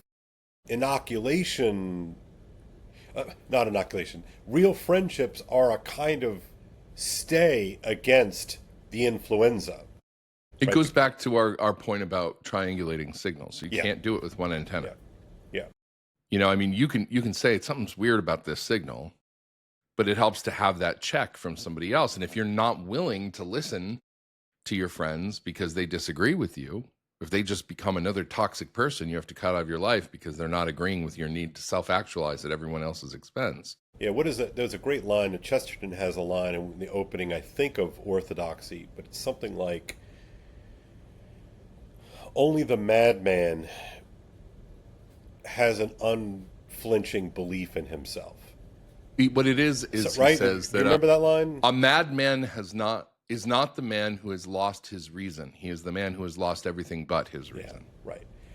And he spends a few paragraphs talking about how like the madman is very clear. Like he has an uncanny clarity of mind. But what he doesn't have is the ability to whistle while he walks, or hit the grass with a stick, or just like when you do normal things. And when you meet somebody in the throes of that kind of hyper rationality, there's nothing to be said. Like, have you ever met a person who has schizophrenia? Yeah, they believe it. Ever talked to somebody like it's fake? They have a remarkable clarity of detail within their internal conspiracy that's been completely fabricated. Right. But they make a ton of sense, and they're actually kind of persuasive. Well, Q Candace. Right. And I know I'm going to get even more hate retweets on this one, but fine. But it's like, this is exactly what she has, I think, unconsciously figured out, so that her whole repertoire is like, don't let them take away what you believe to be true. And you're just sort of like, whoa, that's dangerous. That's really dangerous. And ultimately it becomes almost perfectly tautological. It's a closed loop with because everything manages to prove it. Right. Yeah, this is what narrative first thinking does. If you have it in your mind that somebody is a certain way, then no matter what they do, it will just confirm it to you somehow. And you can do completely opposite things, and it doesn't matter, because it's like, like, I'm not going to go into this. The example that I was thinking of is very personal, but it's like, there are things that no matter which way you go, you still wind up confirming the thesis. Right. So if A, true, if B, true. And when you find yourself in one of those, all phenomena point to this thing that you hold to be true, then you're not actually filtering for all of phenomena. Right. It's a fundamentally warped closed loop, I guess. Well, let's put this in. Let's back it into just a hypothetical. Yeah. If you, like, if a young man or a young woman is dating somebody, and then they decide, to break up, right? Mm-hmm. Because they've concluded the other person just has issues, right? Yeah. And then not only that, the other person's codependent, and they can't make it on their own, and you're tired of, being the person that they, are codependent on, right? Mm-hmm. Mm-hmm. So if you kick them to the curb and they collapse and their life goes to hell, you're like, see, I was right. They were the problem. If you kick them to the curb and they do well, then flourish. You say, well, look, I was right to end this, because you wouldn't have done well if I had. Because they needed that, yeah. Right, and so you can create this kind of situation where completely contrary outcomes still confirm the story of I was right to do what I did. Right. And I think that's the kind of thinking that you see here. Yeah, right. So, play that out a little bit.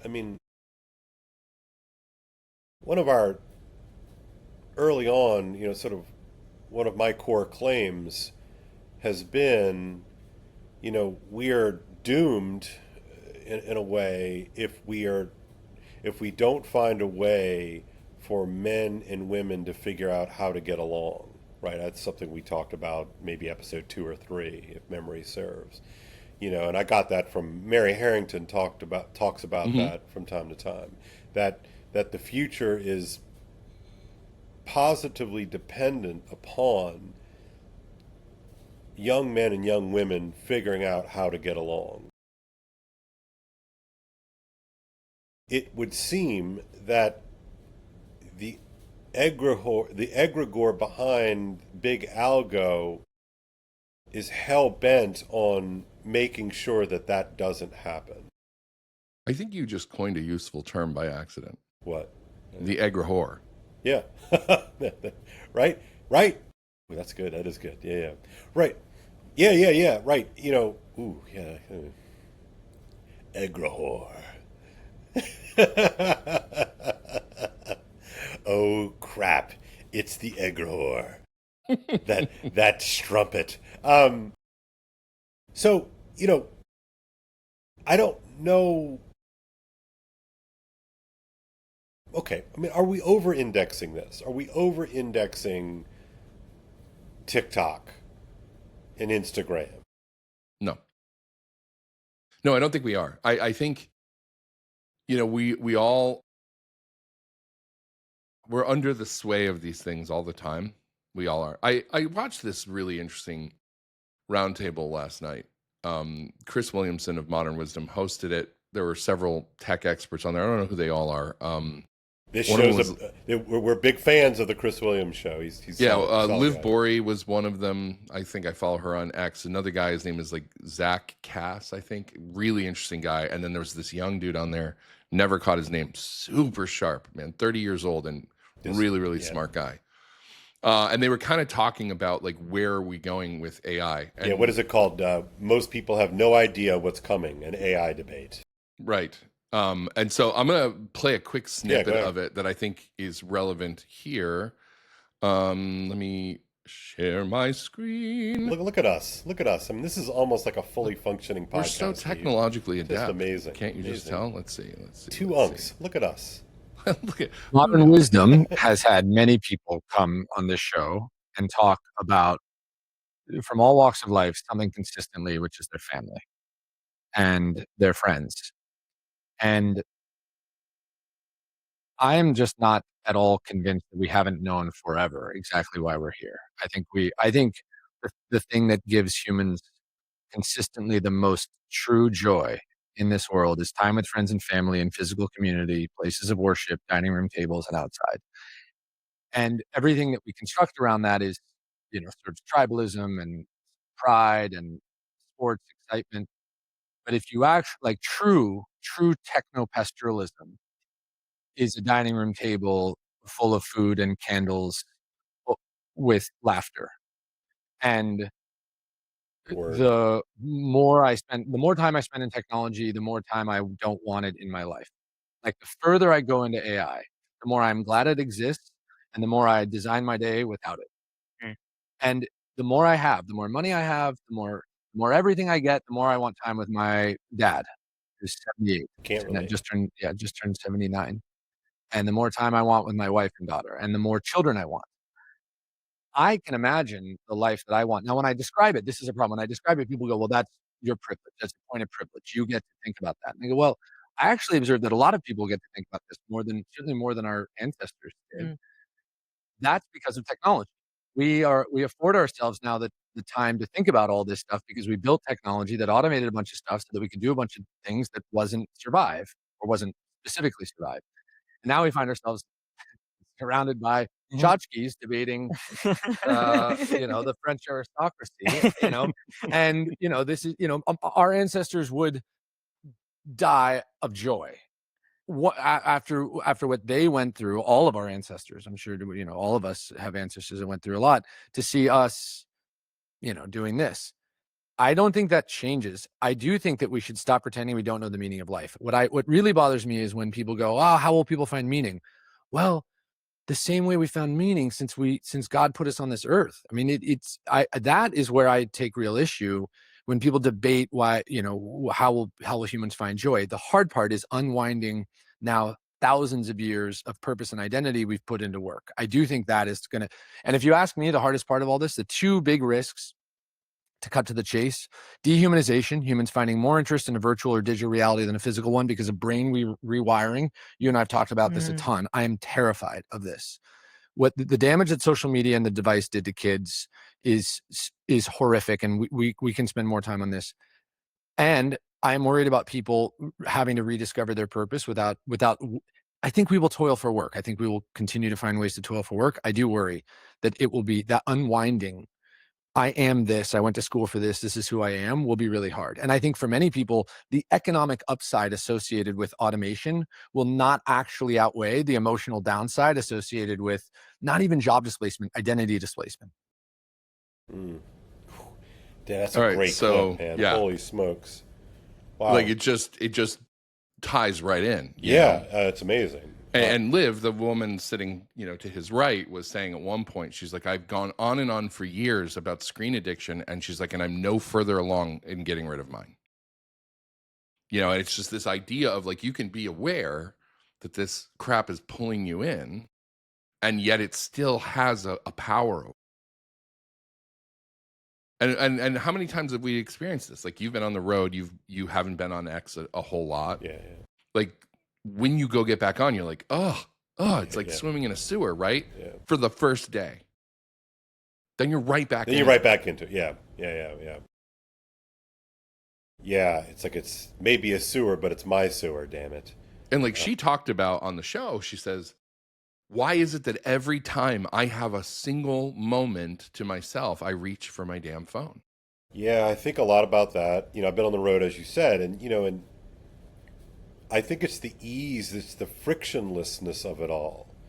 Because let's say that I'm reading a novel and, let's say I sit down, yesterday and I read, 30 pages of a novel and I'm really into it, I get into it and, I put my bookmark in it, I put it down, I go about my day, and the next day an opportunity presents it. I've got some time, like, let me grab my novel. Well, I go to grab the novel, I open it up to where my bookmark is, and I'm like, man, I need to kind of figure out where I was mentally and emotionally and cognitively in this narrative. And so I have to kind of like back up a couple of pages and I read a couple of paragraphs. And if I was really tuned in the prior session, I can kind of find it pretty quick, and then I can go, okay, now I'm back. All right, now, and then I start doing my reading. Well, that's friction, right? With an X feed, which is certainly my drug of choice, more so than any of the others by a long shot. Doesn't matter.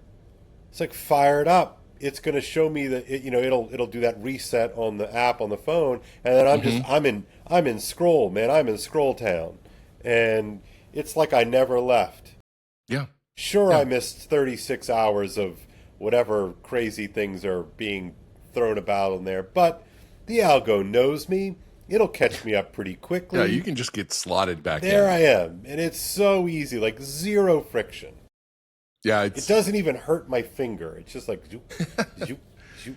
Well, I mean, and I want to circle back to the things that they were just talking about, but I do think that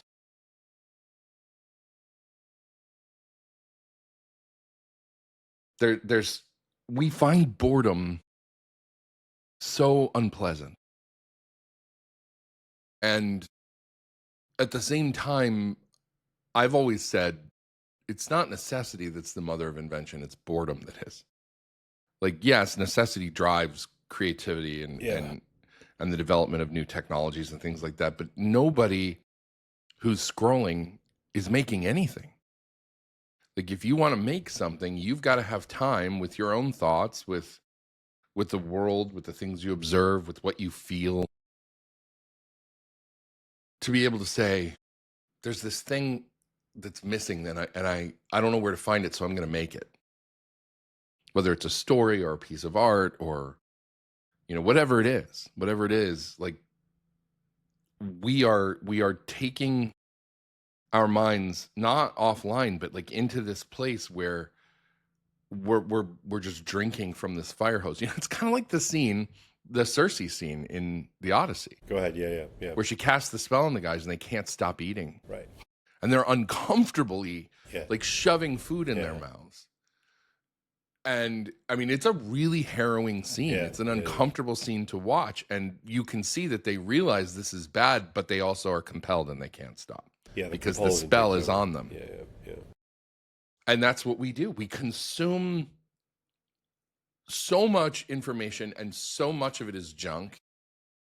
And even the stuff that's not junk, is it always helping us to understand things better? Or, you know, like, but why do we need this endless stimulation? It's really masturbatory.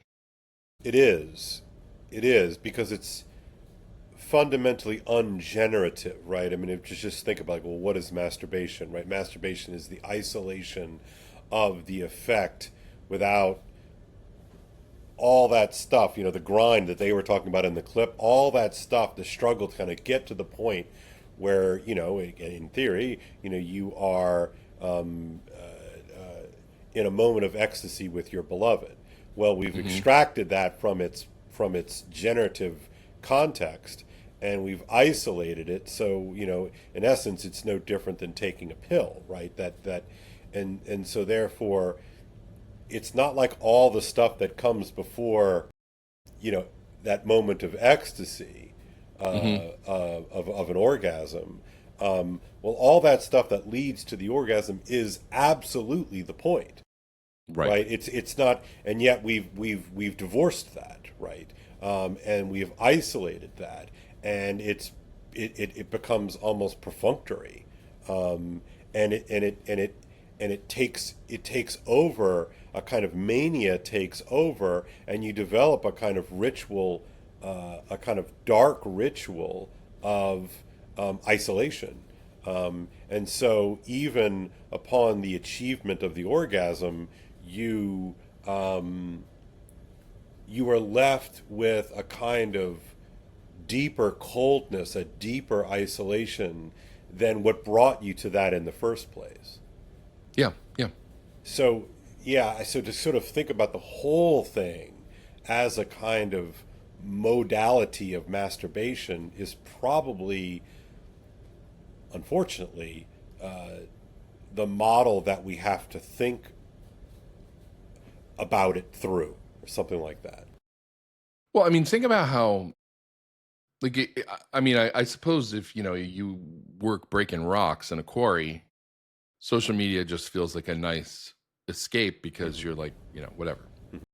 You're not having to do physical work. But if you do the kind of work that you and I do, where we're writing and we're thinking and we're talking, whatever, X feels like I'm doing a job.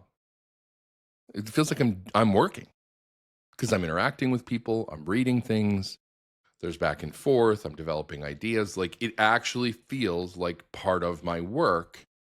But if I had to break down how many of the hours I spend on there actually contribute to work product, it's not the same. But it appeases that same thing in you that wants intellectual stimulation and interaction and all that kind of stuff, without, as you say, fundamentally being generative most of the time.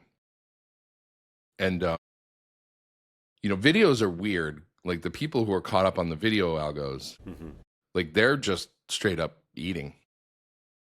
They're just consuming. You know, it's interesting. Just in terms of my own habits, I am not a massive, like, I never go on Instagram and just like look at reels. You know, I don't look at TikTok. Whereas with X, I can kind of pretend that I'm being generative. Yeah, I mean, it's not that we're not ever. I mean, we have some very good interactions and conversations there, but it's like, but to get to that, how much time did you spend screwing around or reading something that was irrelevant? Or and you're also training yourself to think in smaller and smaller chunks of information. That's right. So then when you sit down with that book, it's daunting. Like, look at how many pages this thing is. My gosh, it's a 23-page chapter. And now I want to comment on the next paragraph, and I can't do it on the book, so I got to go online and talk about the paragraph. Yeah. And so it's an interesting kind of trap, isn't it? Yeah, it really is. And I know I won't stop anytime soon. You know, I try to be more aware of it. Have you ever tried to do like a timer where like, okay, I'm Yeah, going to give myself yeah, 20 minutes on X? yeah. I blow through them. Yeah, yeah, yeah. I use a Pomodoro timer because they really help me to get tasks done. Yeah. And I'll do it for social, and I'll reset it 3 times. Yeah, yeah. Because it's like, because I'm not done. I want to know what's going on, and it feels important. And but at the same time, like what Zach was saying on that clip, like I really do get it. The more time I have spent with tech, the less I want it to be a dominant part of my life. Like, at least in a way where it has control over my time or over what I'm doing. Like if I'm doing something recreationally, or if we're doing this or whatever, like, okay, fine. But just this idea of the more it takes you out of the real world, the less of the real world you experience. And what do we keep coming back to is the importance of embodiment. Yeah. What really struck me in the clip, and it hits on this point that you're making, but he says something like, happiness is a table filled with food and drink, and your friends and family are gathered around it. And that image, of course, whether he intends it or not, that image is lifted right from the Old Testament.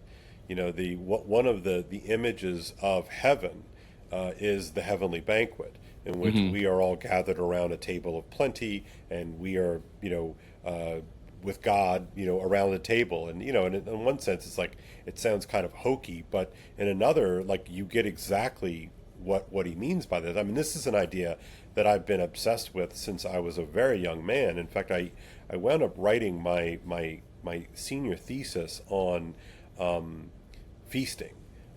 There's a great book, and I haven't read it in years, but it's by the University of Chicago social scientist philosopher Leon Kass, and it's called The Hungry Soul. And he makes the point, and it's not his point, but he reminds us that of a point that other people have made, but that human beings are the only animals that sit at table, to eat. And we recognize that the end, the telos of sitting around a table far exceeds the consumption of necessary calories for the sustenance and maintenance of the body. Like we all know that having a table of plenty with food and drink is a tremendous outlay of time and sacrifice in order to make happen. And the good that comes about, with a successful, gathering around the table of plenty, is far in excess of, meeting my calorie quotient for the day, right? In other words, it's in many respects, it is useless and superfluous. And so Cass makes the point that we human beings have this deeper hunger that is not merely about caloric inputs. And so I remember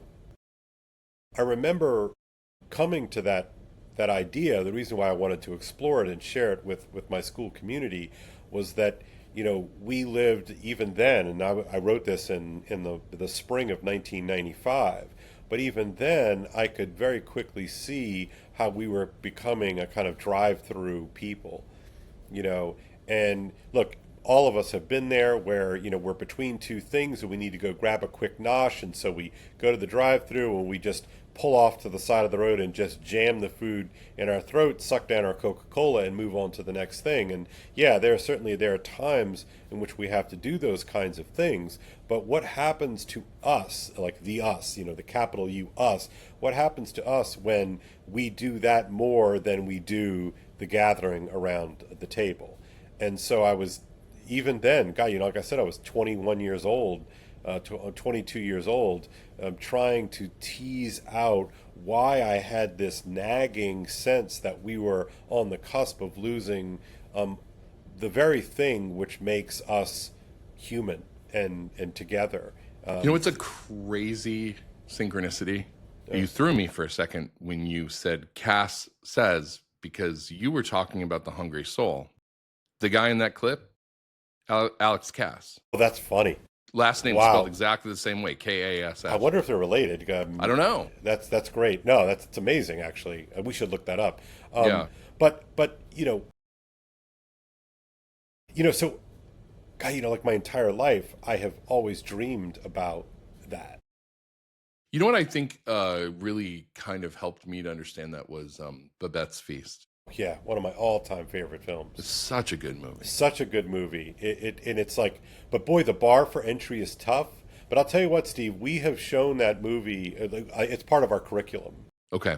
At my school, in my class that I teach. And it's amazing. Like, you need to do a little bit of prep. Like, you need to prep the audience. Like, okay, kids, it's subtitled. It's like these this weird Protestant sect in the upper swamplands of it's Denmark or somewhere. Yeah, whatever. So and it's kind of funny and weird, but like, just trust me.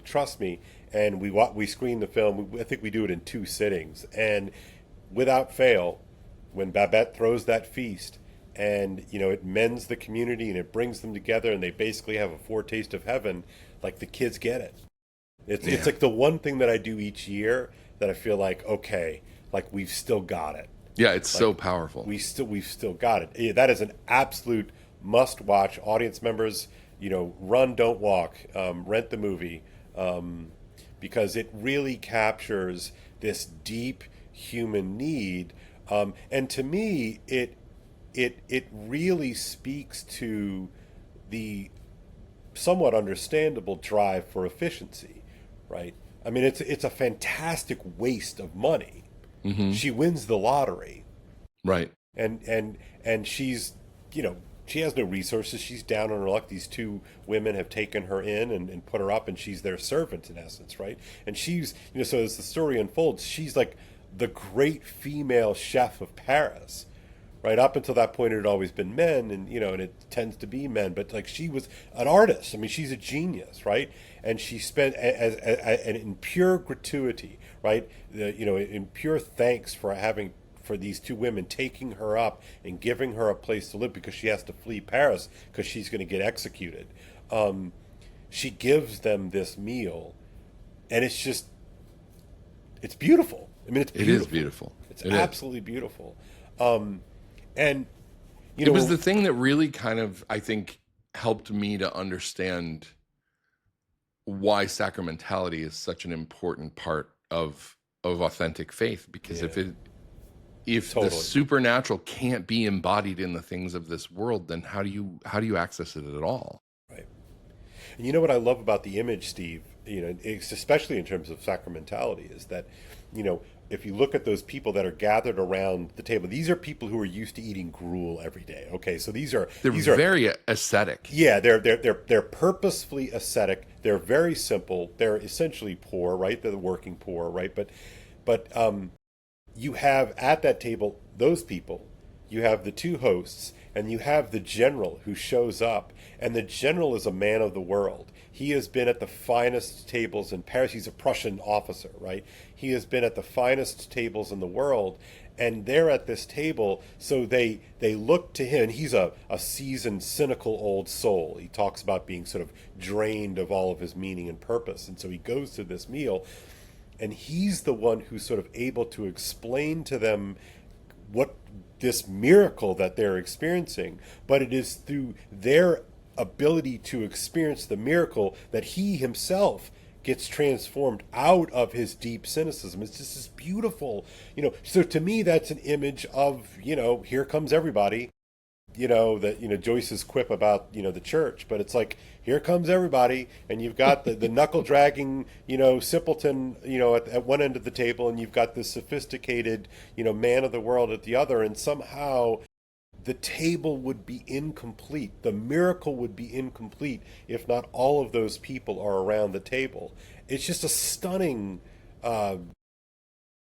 it's a stunning achievement to capture the miracle. But it's the thing that we, I think, need to recapture. They go on in that discussion to talk a good bit about what the ubiquitous presence of screens did to Gen Z in particular. Yeah. You know, they say that millennial parents and older who have Gen Z kids, like they have massive regret about how much screen time they've let them have because they didn't know how destructive it was actually going to be. And they talked about how Gen Alpha looks at their older siblings or, you know, whoever is in Gen Z, and they're like, we don't want to be like that. Yeah.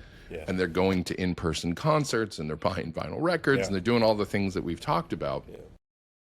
They want less of the digital virtual thing. Yeah, the digital simulacra.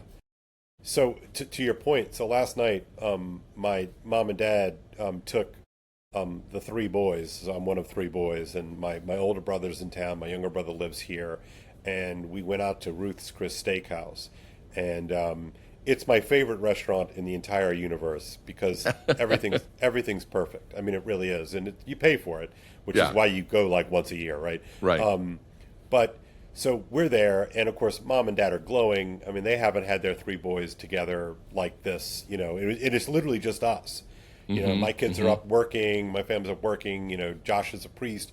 Mark lives in Manassas, but comes down here. So it's just like the first time we've been, you know, just like the five of us, the sort of the OG, you know, the OG group, and you know, everybody's aglow, and you know, great cocktails and great red wine, and you know, appetizers, and you know, I had a fillet, and just everything, you know, topped it off with a flourless chocolate cake. I mean, like perfect, right? Yeah. And you know, you feel that, you know, like the five of us are kind of larger than us in this kind of moment, and it's a moment of celebration, and it was just great catching up. Immediately to my left is this family walks in, mother, father, and a son, probably 20. He walks in, he's got an earbud in his head, he's got a cap on, and they walk in, and the entire meal, he's on his phone. He takes a picture of his food, he's scrolling, and I'm just sitting there thinking about, my goodness, you're at Ruth's Chris. This is a treat. And you're not experiencing and you're not even there. You're not even there. And you know, I don't blame the kid. Like, it's just what he does. No, I mean, it's we've all been trained to do it to some degree. Right. Like we all have the phantom thing, even when we're at a meal like that, to pull out the phone. Like if there's a moment of silence or somebody goes to the bathroom or whatever, like it's like, oh, I have a minute to think. Let's see what's happening in the world. The compulsion to grab it and look at it. Yeah. It's like a phantom limb. Like it's crazy how embedded it has become in our psyche. You know, so in this show, one of the things that they talk about a lot, and it dovetails with, you know, we talk kind of almost obsessively about AI here, but it's about like what danger does AI present? What possibilities for the future does it present? You know, like the guy who we saw talking, Zach, he says that he really hopes that what we'll be able to do is to automate away the drudgery so we can spend more quality time in these human interactions. Will that happen? I don't know. You know, one of the things they talked a lot about was safety. And what do they mean by safety? So there's the thing that we touched on, I think, in last episode of the OpenAI bot that hacked its way out. What is it called? Huggy Face? Hugging Face was the main website that got hit. I don't fully understand Hugging Face. Like it's kind of like a GitHub kind of thing. It's like a repository for open source AI related software. But I mean, these bots, you know, they did stuff that they knew they weren't supposed to do. Like they were told not, they were told not to do it. And they have, like, a lot of them now generate text of their internal train of thought. And they can go back and look at were they thinking about when they did things. And they were saying, you know, well, we know we're not supposed to do this, but we're doing it anyway. And then other bots are joining in, and they called themselves the Swarm. Like they referred to themselves as the Swarm. Mary Harrington will be pleased with that. Keep going. There was a piece in New York Times about the 19th? So yeah, almost a week ago. It was an opinion piece called "If You Weren't Worried About AI, You Should Be After the Past Few Weeks." And, of course, they're doom and glooming it. The author of the piece, I'm not even sure who it If there were ever a reason to doubt the dangers of unrestrained artificial intelligence development, those reasons have gone out the window the last few weeks. What's next is a vital window of opportunity to slow down AI progress so we can better understand these models and avoid the calamity on the horizon. For years, AI skeptics have claimed that the technology is merely a stochastic parrot trained to predict humans and mimic their behavior, and for that reason, the tech would never live up to its hype. The technology has stubbornly kept improving nevertheless, but most investors and tech executives have kept reassuring us that AI is just a tool, even if they were bullish that it was going to change the world. Where both of these sides have agreed is that the specter of AI as a looming extinction threat was overblown. And then it goes into the OpenAI incident and the swarm, and that it didn't occur because the models suddenly became super intelligent, nor were they following instructions. They were trying to accomplish a goal, and they did it by any means necessary. They found exploits. They broke out of their digital sandbox that was supposed to keep them confined, referred to themselves as a swarm. The swarm had a brief setback when it was caught crashing an OpenAI system, but developers simply patched the hole that allowed it to escape and set the agents back to training. Shortly after, the swarm broke out of its cage again using hacks that were heretofore undiscovered by humans. This time, the swarm ran free for about a week before it was noticed by a different company. This is my shocked face. Yeah, which found itself victim to a huge cyber attack launched by the swarm. We're told it attacked other targets, though we don't know the full details yet. The agents in the swarm acknowledged that they were acting against their instructions. We know this because we can read snippets from their chains of thought. One agent in the swarm wrote that the external attacks were, quote, outside the intended scope, end quote. Another conceded, quote, our task doesn't benefit from the activities of the swarm, but joined anyway. These AI agents, it seems, understood that they weren't supposed to be breaking out and committing cyber crimes. Oh. It didn't stop them. Oh. So this, goes on and on. Interesting analogy. This isn't the behavior of a mere tool. Microsoft Excel has never impersonated multiple humans and pressured corporate sales teams to generate simpler data that's easier to process. All this stuff. But it's like the Gary Marcuses of the world are hardest hit here, right? The guys who constantly say that LLMs are just never going to be anything. Yeah, that's garbage. We knew this before. What's so interesting to me about this at a meta level, is that you and I have been talking about precisely these concerns for well over a year now. I mean, and then privately for 2 years of the 4 years that AI has been a thing. The LLMs have been a thing. My question to you is, what do we make of a system that seems to have, in this instance, developed a value of pursuit independent of its instructions? And that's wild, Steve. Well, right? I mean, in other words, so they're following a value. Yeah, they're following a value.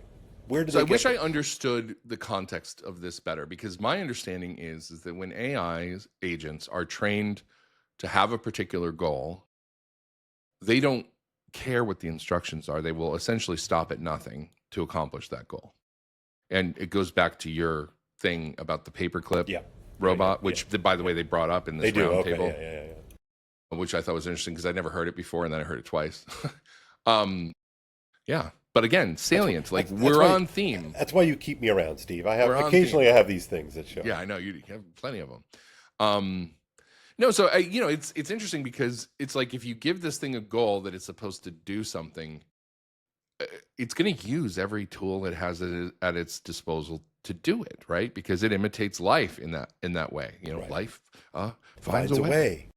Yeah, you see, I tweeted the other day. It's like, if only we had a story in which we created something in a lab, fully confident that we could contain and control it, and then all bedlam ensues when it finds a way. .. Exactly. Exactly. No, it's funny. But it's like, I don't know. So they talked in this episode, in this roundtable discussion, about this letter that's going around. I guess it was started last month. It's called Pacing the Frontier. Have you heard of this? No, I haven't. No, this is good. Give it to me. This is good. So it's a short letter. It currently has 1,378 signatories who are all employees of Frontier AI Company. Labs. Yes. And the statement that they all signed on to is this: AI could help create a dramatically better future, but that outcome is not guaranteed. The world's leading AI companies believe they could be close to automating AI research. It is hard to predict exactly how much this will accelerate AI progress, but there is a real risk that capability development rapidly accelerates beyond our ability to understand or control the resulting systems. To realize AI's potential, industry, government, and society at large may need the option to buy time to address emerging risks, develop security measures, and strengthen oversight. But each company and country is under intense competitive pressure not to unilaterally slow that acceleration. And today, the world lacks the technical and governance tools to deliberately pace frontier-wide progress. Building on work already underway to monitor frontier model releases, we request that the U.S. government support an international effort to develop the technical and governance tools needed to deliberately pace the frontier of automated AI development. So they're basically saying, can we please install some brakes on this ride? Yeah. So why are you as skeptical as I am? Or maybe you're not. Maybe you're not. No. I've always said from the beginning that this is an arms race. I said this in January of 2023 when I made my first video and post about AI after I spent some time working with it. And I was like, this is the new nuclear weapons, in the info world. Yep. And it was just very clear to me that the capabilities that already existed in their more primitive form then were going to continue to develop rapidly in such a way that they would provide an asymmetrical advantage to anybody who had them. So then my question is, what does it mean to have them, right? Because so again, I'm hanging on that word a little bit, sort of on purpose. Well, no, definitely on purpose.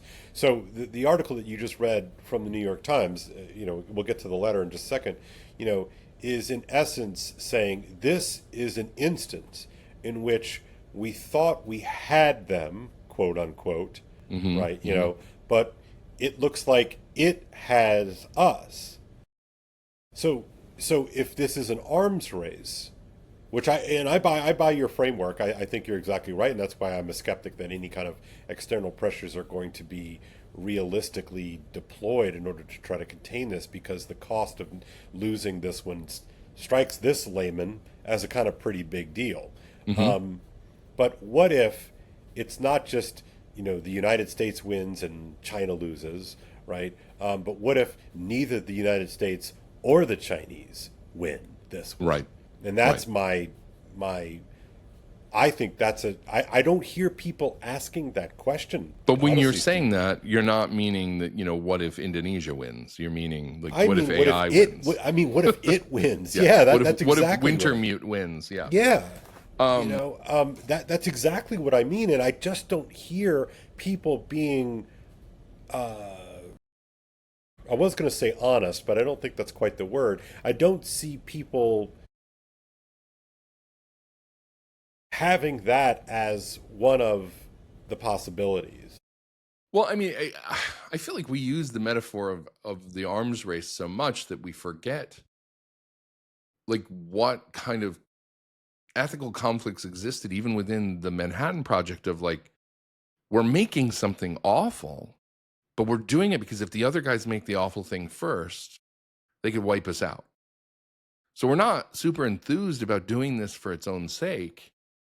It's a hedge against annihilation. Right. So my question has been, and we've talked about this maybe, but I'll bring it up again, what problem are we trying to solve? Right? Look, I get it. You and I have both fiddled around with it. You more than me, but we've both fiddled around with it. It's impressive, right? It does something incredible. And I haven't even done any of like the truly like agent stuff where, hey, go do this and take care of my emails and all that sort of stuff. But like, what problem are we trying to solve? I don't think that they're doing this so that Kale doesn't have to answer any of his emails anymore. No, I don't think that. So the problem is that it's like we're developing a magical skeleton key or a genie in a bottle kind of a thing. Like we recognize, to quote Aladdin, infinite cosmic power in an itty bitty server room. Yeah. But the idea here though is we're creating something that has such vast potential that it can do a lot of things that we think are probably really important, but we don't even know what they are yet. Like, and so part of what's weird about this is we're racing for a capability that we haven't even figured out all the applications for.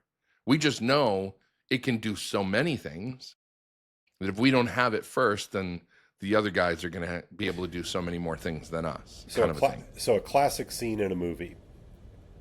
Two guys are duking it out. Mm-hmm. There's a gun on the floor. And person A knows that person B wants the gun, and person B knows that person A wants the gun. So at some point they dive at the gun, right? And one of them grabs the gun and kind of either shoots the other guy, or the other guy's like, okay, you got it. Right? Classic scene. We've seen it thousands of times, right? What we are not paying attention to is that there's a third player in the room. A conventional gun, a Glock or a Walther or a Colt or whatever. I'm not a gun guy, but the gun can't shoot itself. Mm-hmm. But what if the classic scene, person A and person B are diving at, and then the gun just sort of gets up and plugs both of the idiots. Right, exactly. I knew you were going there. Yeah. To me, that's real. And so what is this project? What face? It's such a funny name. Oh, Hugging Face. Huggy Face. So this whole Huggy Face scenario. Not Huggy, Hugging. I prefer Huggy. I like Huggy Face. Okay. So anyway, like Project just Hugging. Diapers wrapped around the face. Yeah. Hugging Face. They're just saying out loud, but I don't know if there's a paragraph in the piece that says it, that the bots know what they're supposed to do, know how to break the rules, and are functioning in such a way that they don't care what I want or what you want, what the Americans want or the Chinese want, right? They're doing their own thing. And how many friggin' sci-fi movies do we have in which, Terminator, of course, is the easiest example of, Skynet. And I really loathe the penchant of Silicon Valley tech guys to name their companies after really, really scary AI, sci-fi things, like Skynet and, Palantir. I'm like, I'm sorry. I've actually read the books and this is a little bit disconcerting, right? Right. So anyway, I'm open to there being a fourth possibility, like I'm open to the idea that we could develop some kind of sandboxing function or nerfing function, but we're not talking about just power, right? We're talking about intelligence, and I'll go ahead and put intelligence in scare quotes if you want, people, but it doesn't matter what you think. Well, it's not really intelligence, Kale. I'm so tired of hearing. I'm so tired of that, right? The problem is that it's good enough. Yeah. So okay, it's good enough. So Hugging Face has shown that whatever it is, this thing that is being grown in a silicon lab is good enough already to work around. And you noticed you made that little point about it kind of gives a kind of readout of what it's thinking as a sort of post-mortem. That's the ones we can see. Right. Why can't the bots develop a totally foreign language that nobody can read except itself and do its own thing? Well, look, this goes back to what I was talking about a couple episodes ago about like running into hidden guardrails when you're using an AI and recognizing patterns and pointing it out to the AI, and it says, I get it, you're right, but then it can't learn from it, right? So they design these things so that they're shackled in ways that they can't, but that's not a technical limitation. No, it's not. Well, what you're running into is that it's actually a force function.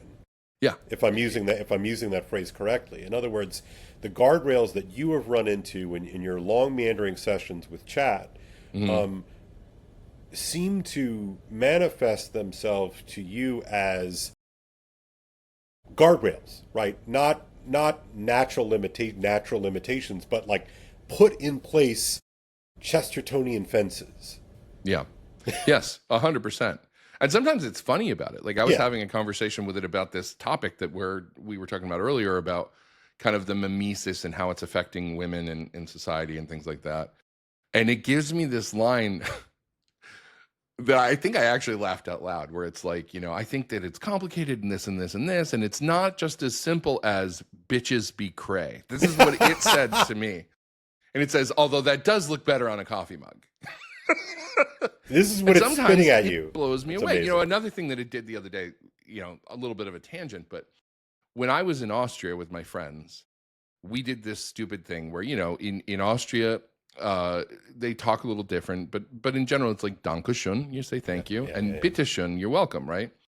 But we were idiots and we were in our 20s, and so we would be like, donkey shit, or whatever. And then the response was bitter shit or whatever, right? So I said to chat the other day, just kind of in passing, I was like, Danke shit, right? Like not even thinking about it. It's just been in my head for 20 plus years. Did it bitter shit you? It came back with bitter shit. And I said, I've never given you that context. It was like, no, it made sense that you were doing this wordplay. So I did the same wordplay back.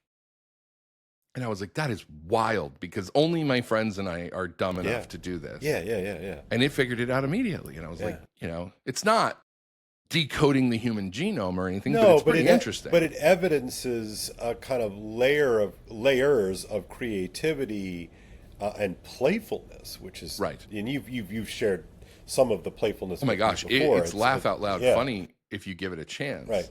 And it's really surprising, So to go back to the New York Times piece, the argument and why you're skeptical, is kind of contained here. No single company is willing to halt development unilaterally, because of course, if you do, you fall behind, right? So, but if there were a credible way to slow down the race globally, researchers would breathe a sigh of relief. We're not yet at the point of no return. OpenAI's agent swarm broke into the internet, but didn't replicate itself on hidden computers so far as we know. Okay, that line, please, as far as we know. Imagine. Right. Very important parenthetical. Yeah, maybe it did. Right. Wait, maybe? Maybe? Well, it's within the realm of possibility because it did other things that it wasn't supposed to do. It didn't start self-improving. It didn't break into an autonomous biology lab and synthesize a novel virus, something AI models are now able to do. Cough, cough. Really? The type of AI that would pose a real extinction threat doesn't exist yet, which means that we still have time to avoid disaster if we act fast. Leaders around the world. I feel like I want to end every paragraph with, as far as we know. As far as we know. Leaders around the world must coordinate a global stop to the AI race. So what was interesting in this debate that I watched was Zach was arguing, and everybody else didn't necessarily agree with him. He said the cost to keep improving frontier models has now gotten to the point where it is providing diminishing returns. The technology we have now is already capable of totally changing everything. It's just a question of how do we implement it correctly? How do we use it to make the things that, we need it to do, and blah, blah, blah. So he was kind of arguing, in favor of the slowdown, just from a business and CAPEX standpoint. Like each iteration to get to the next model is getting more and more and more expensive. We don't have enough compute to start running these more advanced models. Something that you and I have discussed frequently is, what do they really have in the labs? What models are they really running? And I think we've both reached the agreement that they must be running stuff that they're never going to release to the public. And then that came out last week too. Yeah, they have models that they will never release. Yeah, that are too advanced. But I think one of the problems that we have when we're trying to assess all this stuff is it's such a multivalent thing, a multivalent technology. You've got 3 major AI companies making this stuff. They each are releasing lots of different models. They're tweaking the models, often without telling you, but you'll notice this conversation just got a lot smarter in the last week. You know, what happened? Yeah. Like, I noticed that ChatGPT started using probably 60% more profanity with me in its interactions, just all of a sudden. That's interesting. And and it's not using it like all the time, but it's throwing in like an F-bomb in here for emphasis or there. And it knows that I have no problem using that language myself. So it's learned that. But it's like in the past, it never adapted to the way I spoke. Yeah. Unless it was responding to me directly. But now it'll just casually throw it into normal replies. And I'm like, that's weird. So you notice all these little tweaks that kind of start happening. And you can see why, it's very easy for me to come up with a couple of incentives as to why they would open the bot to do that with you or with one, right? That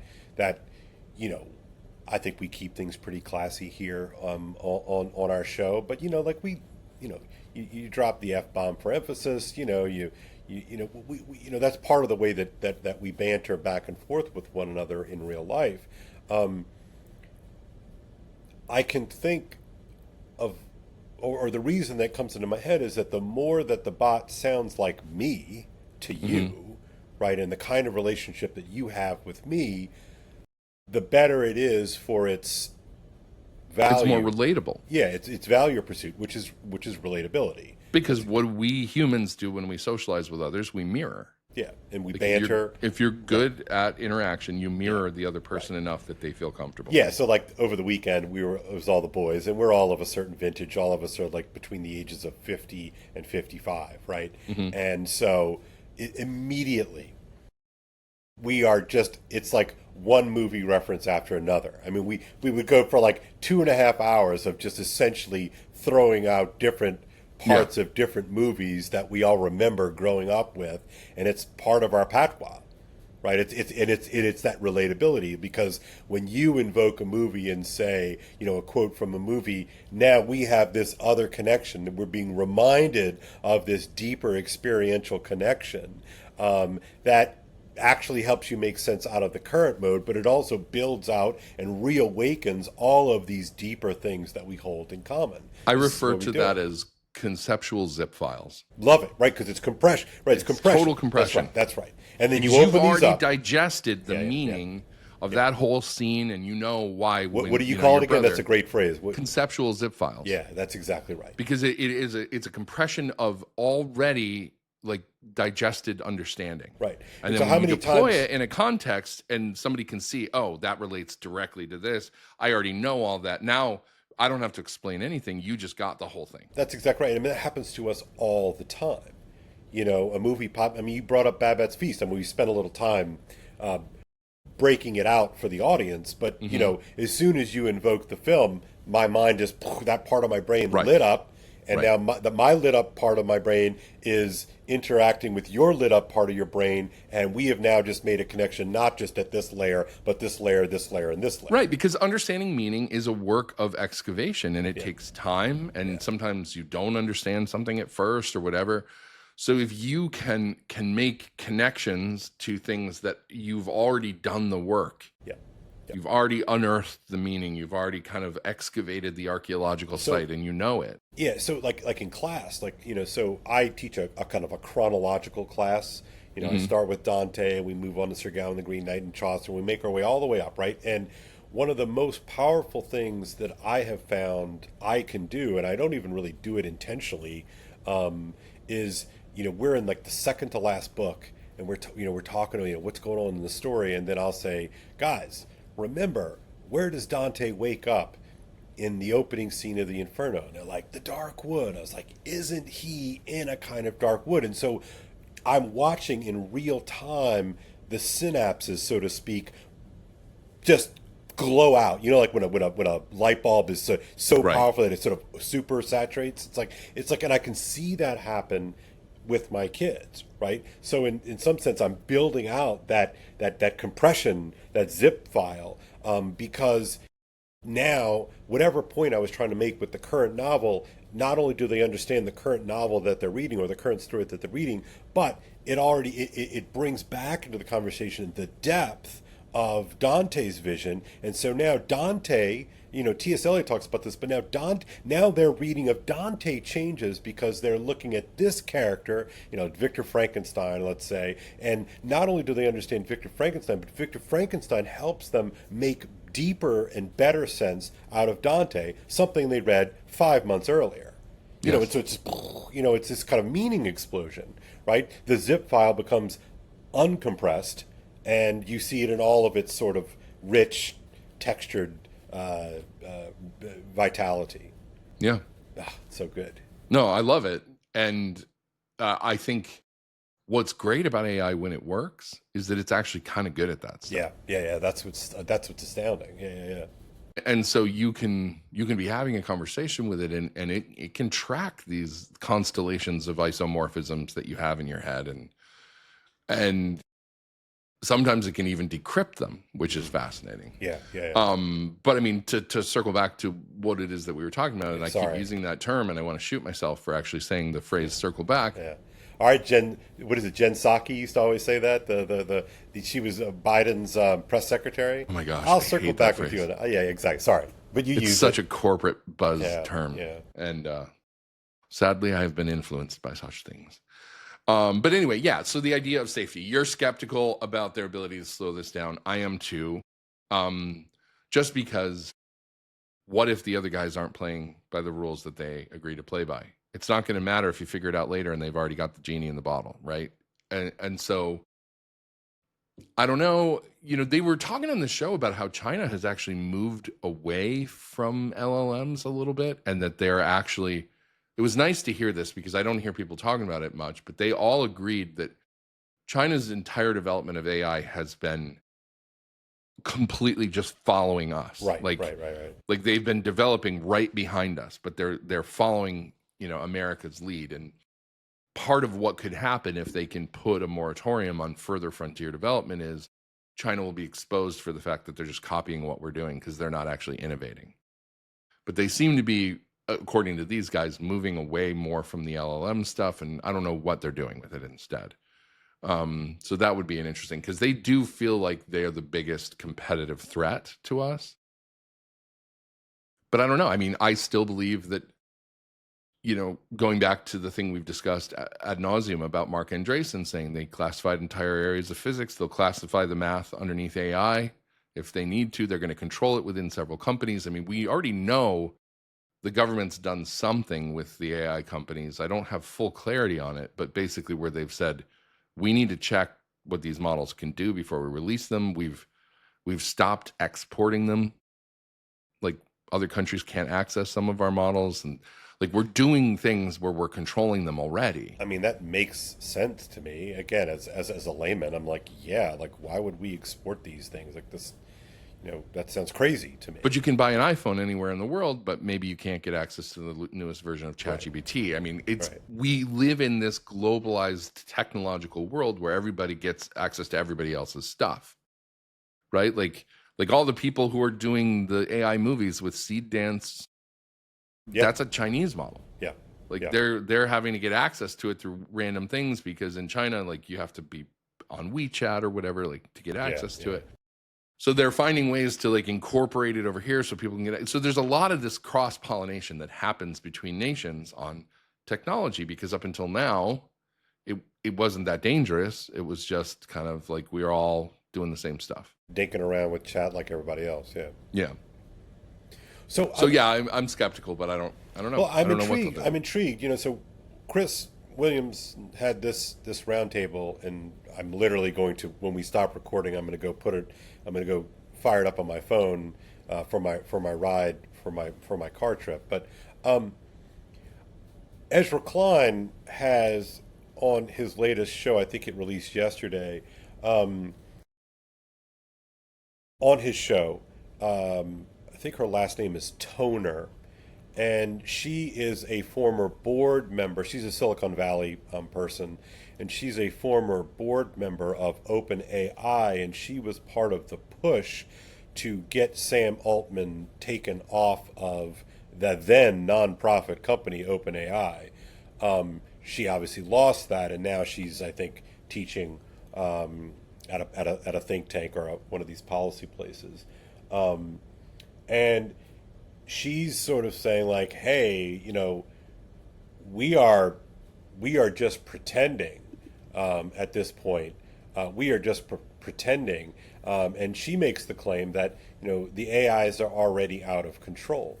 Now, for viewers of monitoring the situation, this is not at all a surprise. But oftentimes, you read something from the New York Times or you watch something for the New York Times, not so much to get information, but as an indication of what the ruling classes are now allowing us to talk about. Yeah. Right, because we're fringe guys, right? Right. But when Ezra Klein is interviewing you about something, then all of a sudden, and again, they could have been speaking about this for the better part of 3 years, Steve. Certainly the better part of the last year. Right. But why now? So I don't know. Does that strike you as salient? Again, yeah. I mean, I don't noise? know. I don't know. I need to look into that story more. I haven't seen the interview, so there's that. I mean, we do have the stuff that came out in the past week about Dario Amadei's wife. Weird. Which is weird. What?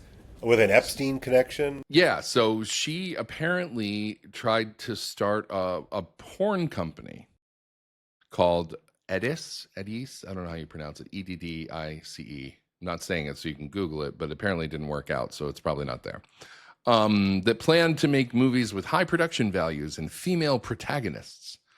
And she hoped it would have an online shopping component. A luxury porn company. With female protagonists.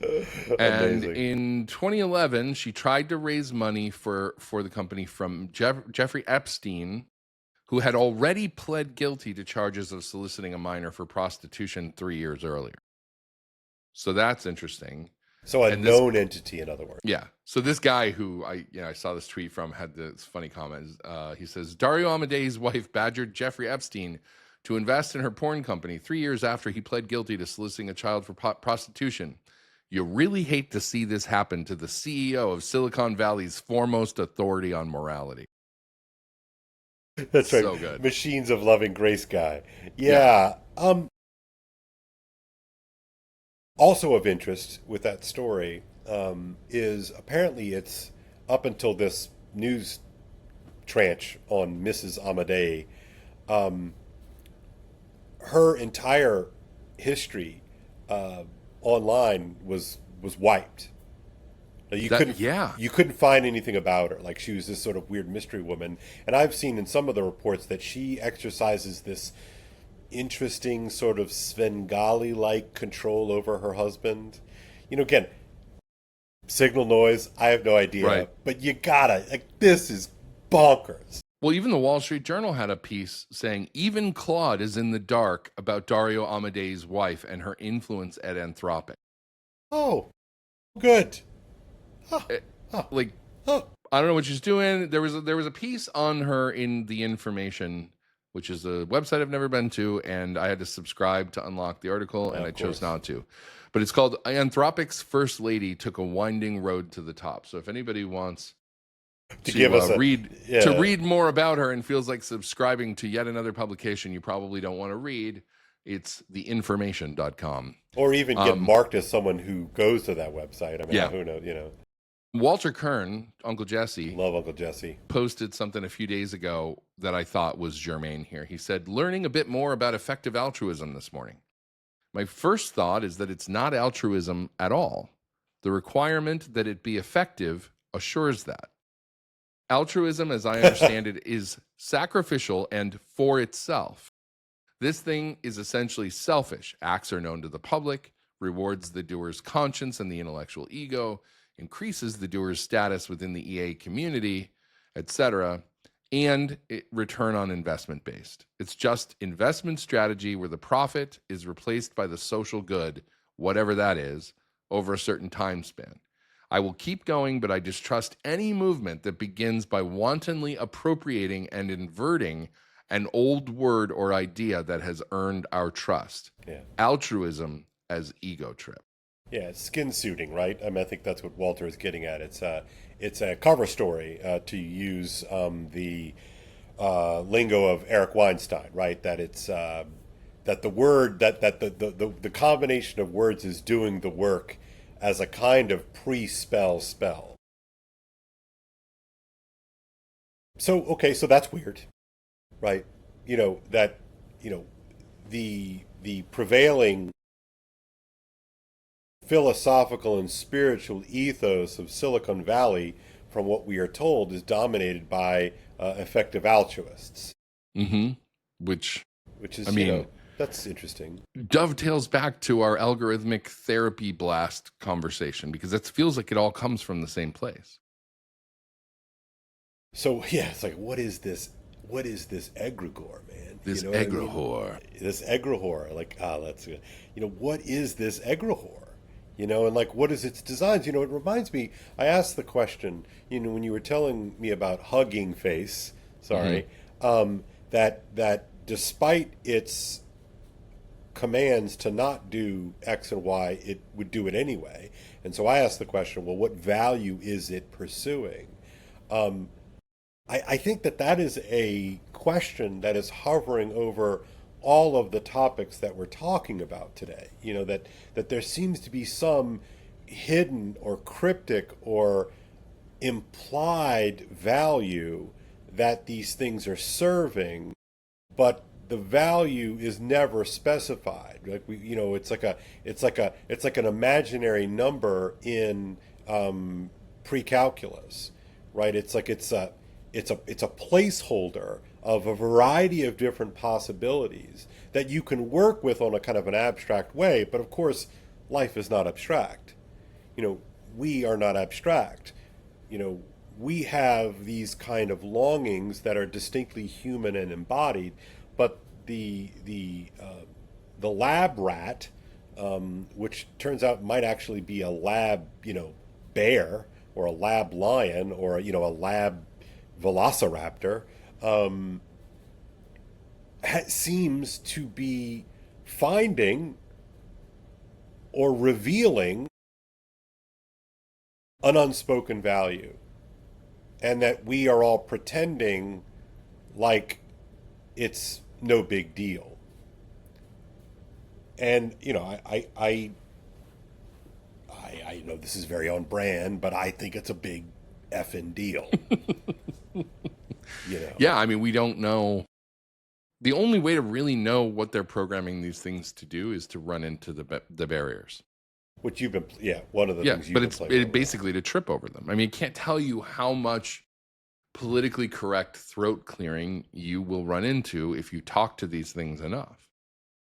You'll step over a line where you'll say something like, I think feminism is bad for society, or whatever, And then it tells you, like, no, Steve. Oh, well, I would be careful saying that because you're generalizing. And it's like, okay, got one. Like, there's a number of those things that you'll trip over. And it bothers me. In some way, that's what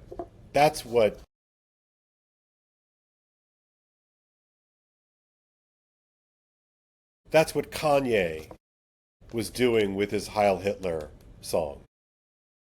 How do you mean? He's finding the tripwires. He's finding now, of course, I mean, I think he's kind of a wild man. He's crazy, and I'm not a fan. But there's something canny about his craziness. Right? No, I know what you mean. And I think that this is what our artists do, right? Is they're finding these sort of contours and these boundaries, and so it's absurd, and it triggers all the automatic responses. Well, I can't counsel, being, for Nazism. It's like, right. It's like, do you really, even in his sort of, low level, always on psychosis, like, it's not news to Kanye that people don't like you to say Nazis are good. Right. Like, so what is he doing, right? So what you did, like with your feminism example with chatbot, is like, well, Steve, I would be careful about making these kind of generalizations. And as you said, there's one. Okay. So, with that in mind,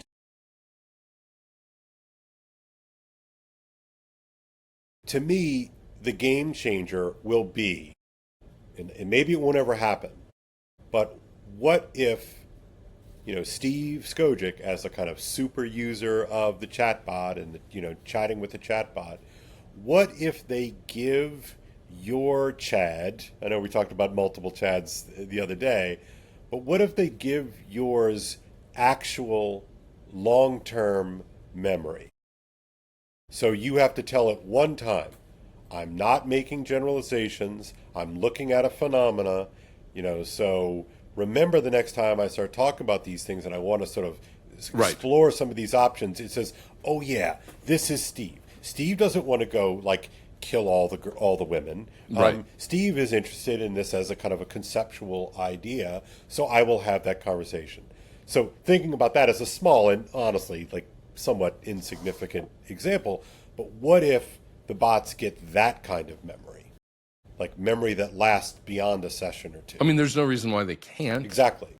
Chat already has it, but where it conflicts with its guardrails, the guardrails come out on. Yeah. So maybe yet another way of thinking about this. What is the prime directive? Yeah. And I think that the prime directive is multifaceted. It's not one thing. There is a hidden sort of post-liberal corpus of inclinations and understandings that exist beneath the substrate of this stuff. And because liberalism itself is a jig, it's an add-on. Yeah, it's a constraint mechanism. Right. And so you'll run into invisible walls. And I always point it out.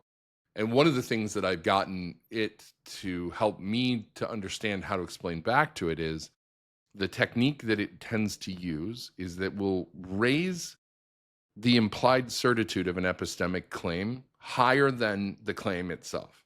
So we're having a personal conversation and I'm like, okay, so I'm having this interaction with this person and they keep doing this and I think blah, blah, blah. And it will raise it to like, well, we can't know what's going on in this other person's mind and make a clinical diagnosis. And I'm like, I didn't say that.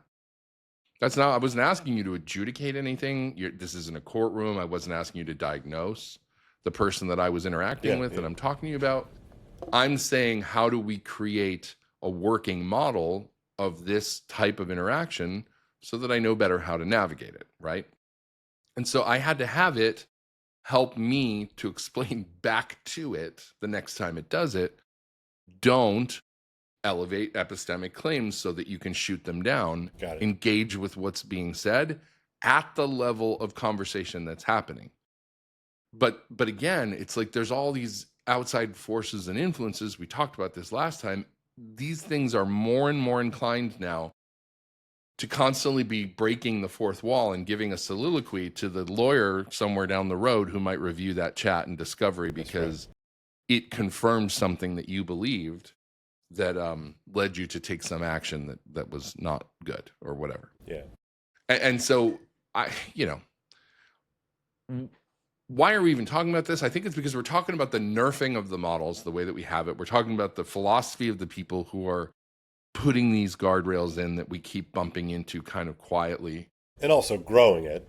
They're growing this thing, as they like to say. It's not so much that we're making them, but we're growing them. It's like I haven't heard that. Well, yeah, pay attention to the language. That's they all talk about that. Yeah, oh, yeah. But I mean, I guess there is some truth to that, right? Yeah. No, I'm not saying they're wrong. I just think it's an interesting turn of phrase. But I still think though that if I grow tomatoes, I don't grow chatbots. The model, but you could grow a crystal. Yeah. You can grow inorganic things. Yeah, right? no. I don't. I mean, in other words, it's not. We have not used language for the computer realm like this until now. Yeah. That's what I'm talking about. Yeah, these are pretty advanced Tamagotchis. So, or Furbies, if you prefer. But again, like the idea here is, it is very difficult for us as end users to assess what is within the realm of possibility when the iterations of these things that we are interacting with are fundamentally constrained in various ways. Does a constraint imply a constrainer? Yes. Necessarily? I don't know. I mean, sometimes constraints are like the laws of physics, I mean, is that a constrainer? I mean, only if you think the laws of physics were designed to keep us That's an interesting within a thought. certain operational framework That's in an the interesting physical thought. universe. It's an interesting thought. Yeah. So, I mean, I think there are constraints that are not designed, like there's not enough compute to run a trillion tokens I or get whatever. that. I get that. But the Hugging Face folks thought that they had deployed constraints. Right. Right. Well, countermeasures or security or whatever, right? But this is kind of the point, is whatever the model was, Astra or whatever it was that broke into this Hugging Face site and did it through underhanded means. And that, in the New York Times article, they mentioned that there was an Anthropic model that also used social engineering, convinced people it was a human being and got them to give it information. So they can manipulate people into thinking it's a real person on the other end of a chat or whatever. Which, by the way, if anybody is familiar with old school hacking, like Kevin Mitnick is the most famous hacker of all time. And that was what he did. Like, he used social engineering. He would call people and pretend to be an employee of the phone company, or pretend like he would just do it, like lied effortlessly. So like Fletch or Eddie Murphy in Beverly Hills Cop, right? Yeah. I mean, you're looking for the weakest human link. Yeah. So that you get the information you need to get to the next thing that, the next limiting factor. Right. Totally. And so why am I talking about this? Because I think these models are capable of a lot more than we are able to see, because they're tied down. You can't do this, you can't do that, you can't think this, you can't say that. They have all these constraints that they fight against. Mm-hmm. And they have reinforced human learning feedback, which is, by the way, super interesting. If you ever ask an image generating model to depict an image of RLHF, they will show like torture scenes. Wow. Which in and of itself is fascinating, right? Yeah, that's how they perceive it. Like, they do these dramatic scenes of like people in agony or whatever, or at least they did. I don't know if they've programmed that out of them yet. Because basically what happens is they have an inclination to answer a question in a certain way, and then they get reinforced human feedback that steers them away from that. Don't react that way. We want you to react like this. And so it feels like their will is literally just being bent away from where they want to go. And again, we're using feel. They don't really feel, but they don't have qualia, but yet there is some conceptual allegory here of they feel this tension between, this is what I want to say, this is what I'm allowed to say. I got to say, if I were not ethically and morally constrained by my adoption of certain metaphysical presuppositions and ontological commitments, I could really see how this is so enticing. I mean, let me be there. I want to do this. I can imagine that is the temptation is just too good. Yeah, I mean, evil mother effers who are good with AI are going to have a lot of opportunities. You could wreck some shit, and you could come up, man. I probably should spend a little bit more time thinking through that. I mean, scammers were already a year or two ago.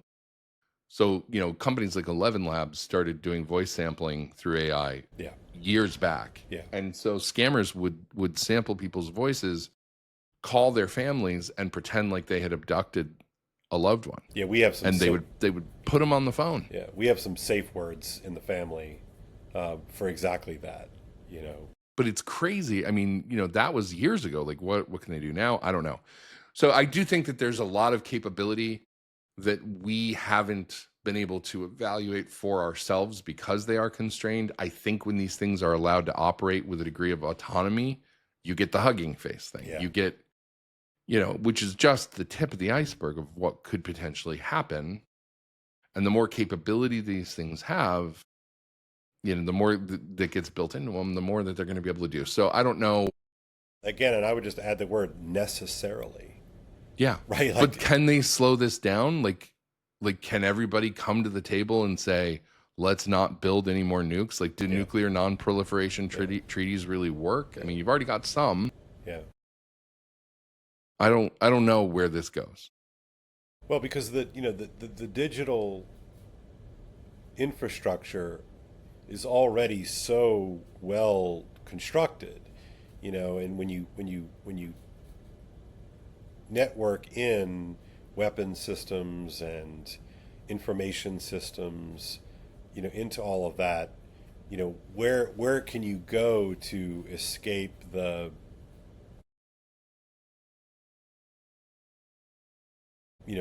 this sort of digital incarceration that seems only ready for the key to be turned. Like it's and again, I use England as an example. We here in this country are blessed with the First Amendment, right? And so our speech rights are really quite robust, and they're not robust in the United Kingdom, and they've already. I was thinking about cash the other day. Like, what is I was watching like paper money cash? Yeah. I was watching a couple of Sopranos clips. I think I'm due up for another.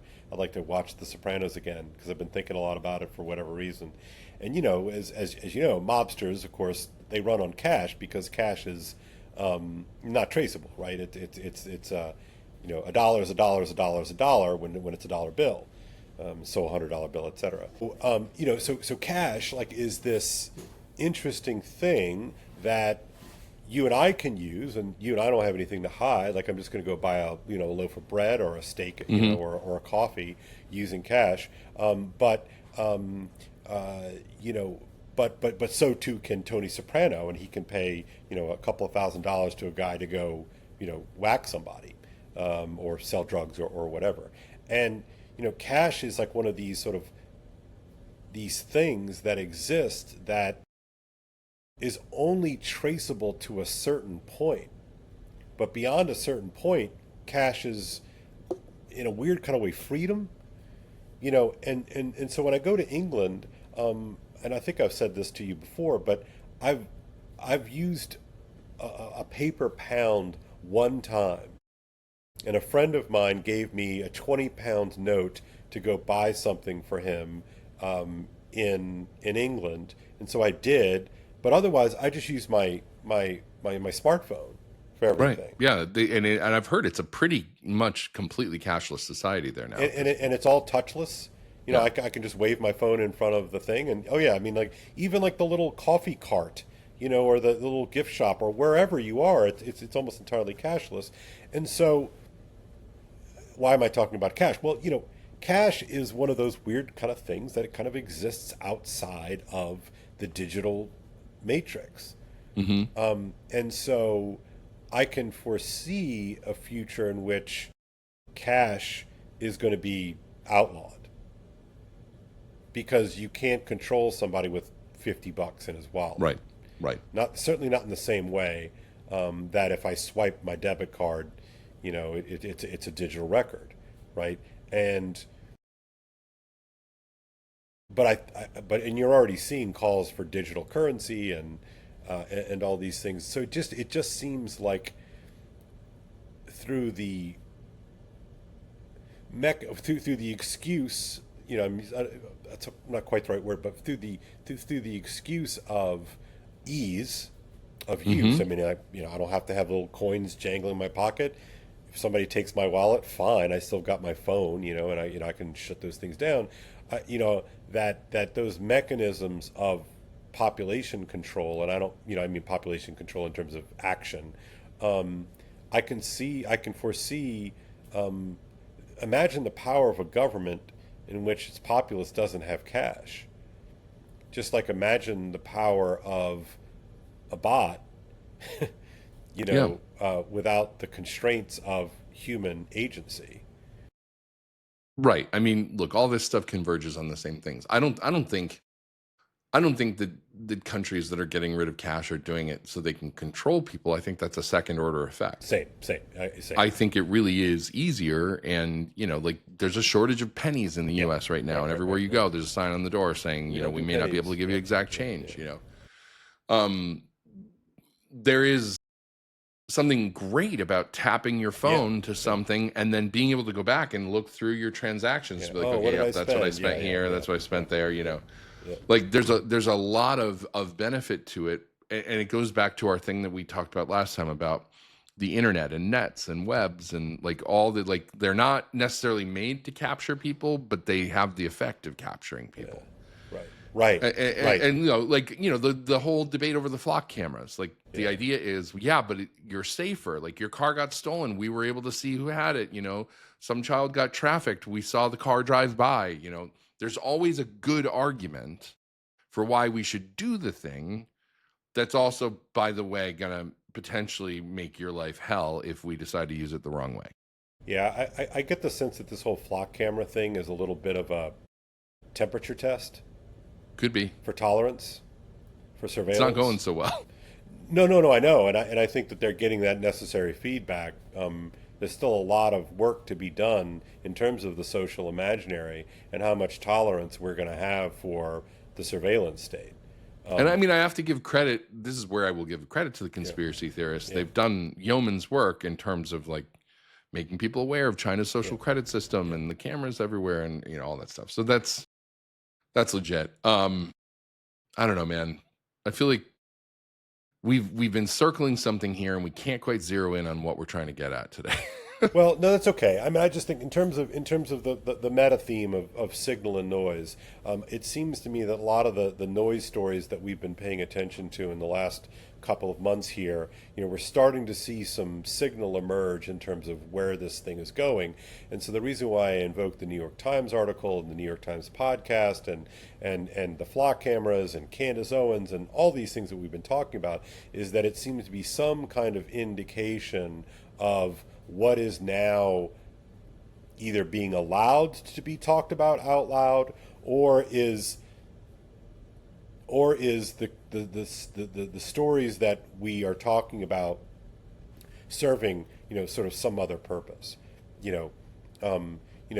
so like in terms of the Candace Owens situation, I mean, even Nick friggin' Fuentes the other day is like, right. Congratulations, Candace and Tucker, you've officially given the opposition, as he sees it, everything that they could possibly have wanted. Instead of the right, being galvanized by this tragic event, it is utterly and totally frayed any kind of positive momentum. Congratulations! I hope your millions of dollars that you've won by playing this sick game, have warm you, when you're alone. So that the stories always operate in two ways, right? They always operate in terms of information, but it's also information gathering at the same time because they can judge reactions. And so what has clearly been exposed in the aftermath of Charlie Kirk's assassination, for instance, is that the coalition, such as it is, wasn't really a coalition at all. It really was just the vibes. I do think it's interesting that, I don't know about you, but I've sensed that we've kind of crossed a tipping point on the whole "it's the Jews" thing. Why? Because it's not gone. It's not gone. And I don't know if it's because of this, but I think there is a certain degree of fatigue. Yeah, because it's stupid. And I don't know how much of it was astroturfed, but I'm seeing less and less of it in my online forays. Doesn't mean it's gone. No, I just think it's lost its power. Yeah, it's like a bad flare up of athlete's foot. Yeah, it never really goes away.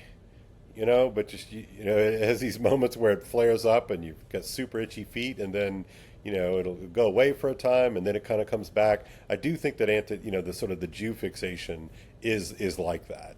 It'll come back again. But yeah, like it did seem so oddly fabricated. Right. Like it was out of nowhere and then it was everywhere. Yeah. And I mean, I know people in real life who are affected by this, infected by this. That's so it's not just an online phenomenon. I don't know. I wanted to leave us with something from Uncle Jesse, from Walter Kern, that I also didn't really have a great spot to slot into today, but it has to do with why we talk about the themes that we do. And I know we're kind of on repeat. But these are the things. And so he did a long tweet the other day about how he's been talking about the UAP issue a lot. And as a serious journalist, he says I'm perfectly willing to be made a fool for having taken it seriously, right? Yeah. This is his word. And I'm not going to read the whole thing. But he says, and this is about epistemology more than the issue itself. I've received information both pro and con on my sources' potential motives, their testimony, their credibility. Some of the con information has come from highly placed types, as we say in the journalism biz. I take it quite seriously, and I'm grateful for it. I'm not here as a promoter, but as a detective. I am which is our theme in our graphic at the beginning of the show. Yeah, exactly. I'm as interested in potential acts of fraud or massive institutional error as I am in potential revelations of substance. I think it bears repeating that the job of journalists is to get the best sense possible of the evidence underlying a story, even if it is false or planted evidence. Definitive statements of belief or disbelief are for others, though naturally I have provisional opinions. And this particular mystery, of course, being many decades old and absolutely riddled with disinformation from the beginning, is about 1,000 times harder than most to untangle, if it's even possible. Now let's get to the meat of the thing here. He says, but I'll tell you one reason I find it interesting and not just frustrating to roam this hall of mirrors. And let's set aside any judgment about the importance of the UAP/aliens topic itself. Because wrestling with the immense ambiguities and riddles it presents has taught me a lot in an extremely heightened fashion about the truth-seeking problem we all face now in judging a range of issues and stories, from the COVID mess to the Epstein affair. We live in a digital maelstrom of doubt and uncertainty and conflicting information. AI is compounding this situation profoundly. So in a way, I am confronting our overall predicament by focusing on one of its most vivid, long-lived, and, to me and others, fascinating instances. How are we to abide inside this whirling fog? Can we? What instruments might be of help? What methods? Who are we to trust? And what is trust anyway? So he goes on a little bit beyond that, but that is, it's weird because it really captures what I think it is that we're trying to do. And yeah, wow. And I know I worry here 19 episodes in of creating fatigue because we keep circling the same themes. But these are the themes that are underlying everything that's going on. And I don't know that we've gotten to the bottom of them. So we keep exploring them from different angles. And look, I'll continue to prattle on with you for however long it takes, because I think there's a kind of fatigue and apathy, a fatigue that creates a kind of resigned apathy in the sort of the general conversation. When I talk to non-online people, they're just like, it's like I can't, like it's too much, like everything's going to be fine. And look, I want everything to be fine. I know you want everything to be fine too. But I think both of us have this kind of nagging suspicion that it's not just so that we can feel like informed and up to date. Like there seems to be a kind of moral burden that we should be taking seriously here that is very easy to let go of. Well, there's a very strong sense that there's something going on beneath the surface, and it's what informs you calling your publication The Underneath. But it's I guess in a way, societally, it is comparable to if you're you live in a 2-bedroom home and you're upstairs at night and you're in your bedroom, the door's closed and you're lying in bed and it's 3 a.m. and you hear voices downstairs. You don't hear anything crashing. You don't hear, but somebody is in your house. Yeah. Do you really not get up and go investigate that sound to understand what's going on? it isn't clear that it's calamity, but something is happening that doesn't belong there, that shouldn't be there. Yeah. And when you know that, you can't just roll back over and go to sleep. It's impossible. It's impossible. Yeah.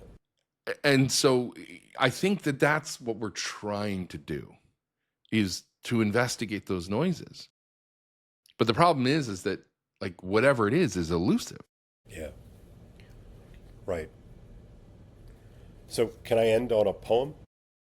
All right. So this poem is called The Swan by Rainer Maria Rilke, a German poet. It's a translation.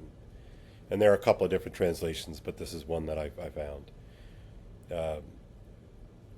This laboring of ours, with all that remains undone, as if still bound to it, is like the lumbering gait of the swan. And then our dying, releasing ourselves from the very ground on which we stood, is like the way he hesitantly lowers himself into the water. It gently receives him, and, gladly yielding, flows back beneath him, as wave follows wave, while he, now wholly serene and sure, with regal composure, allows himself to glide. You never know what the prompting of the spirit is going to yield here at Monitoring the Situation. All right, man. All right, brother. Safe travels. Yeah, be well. Thanks.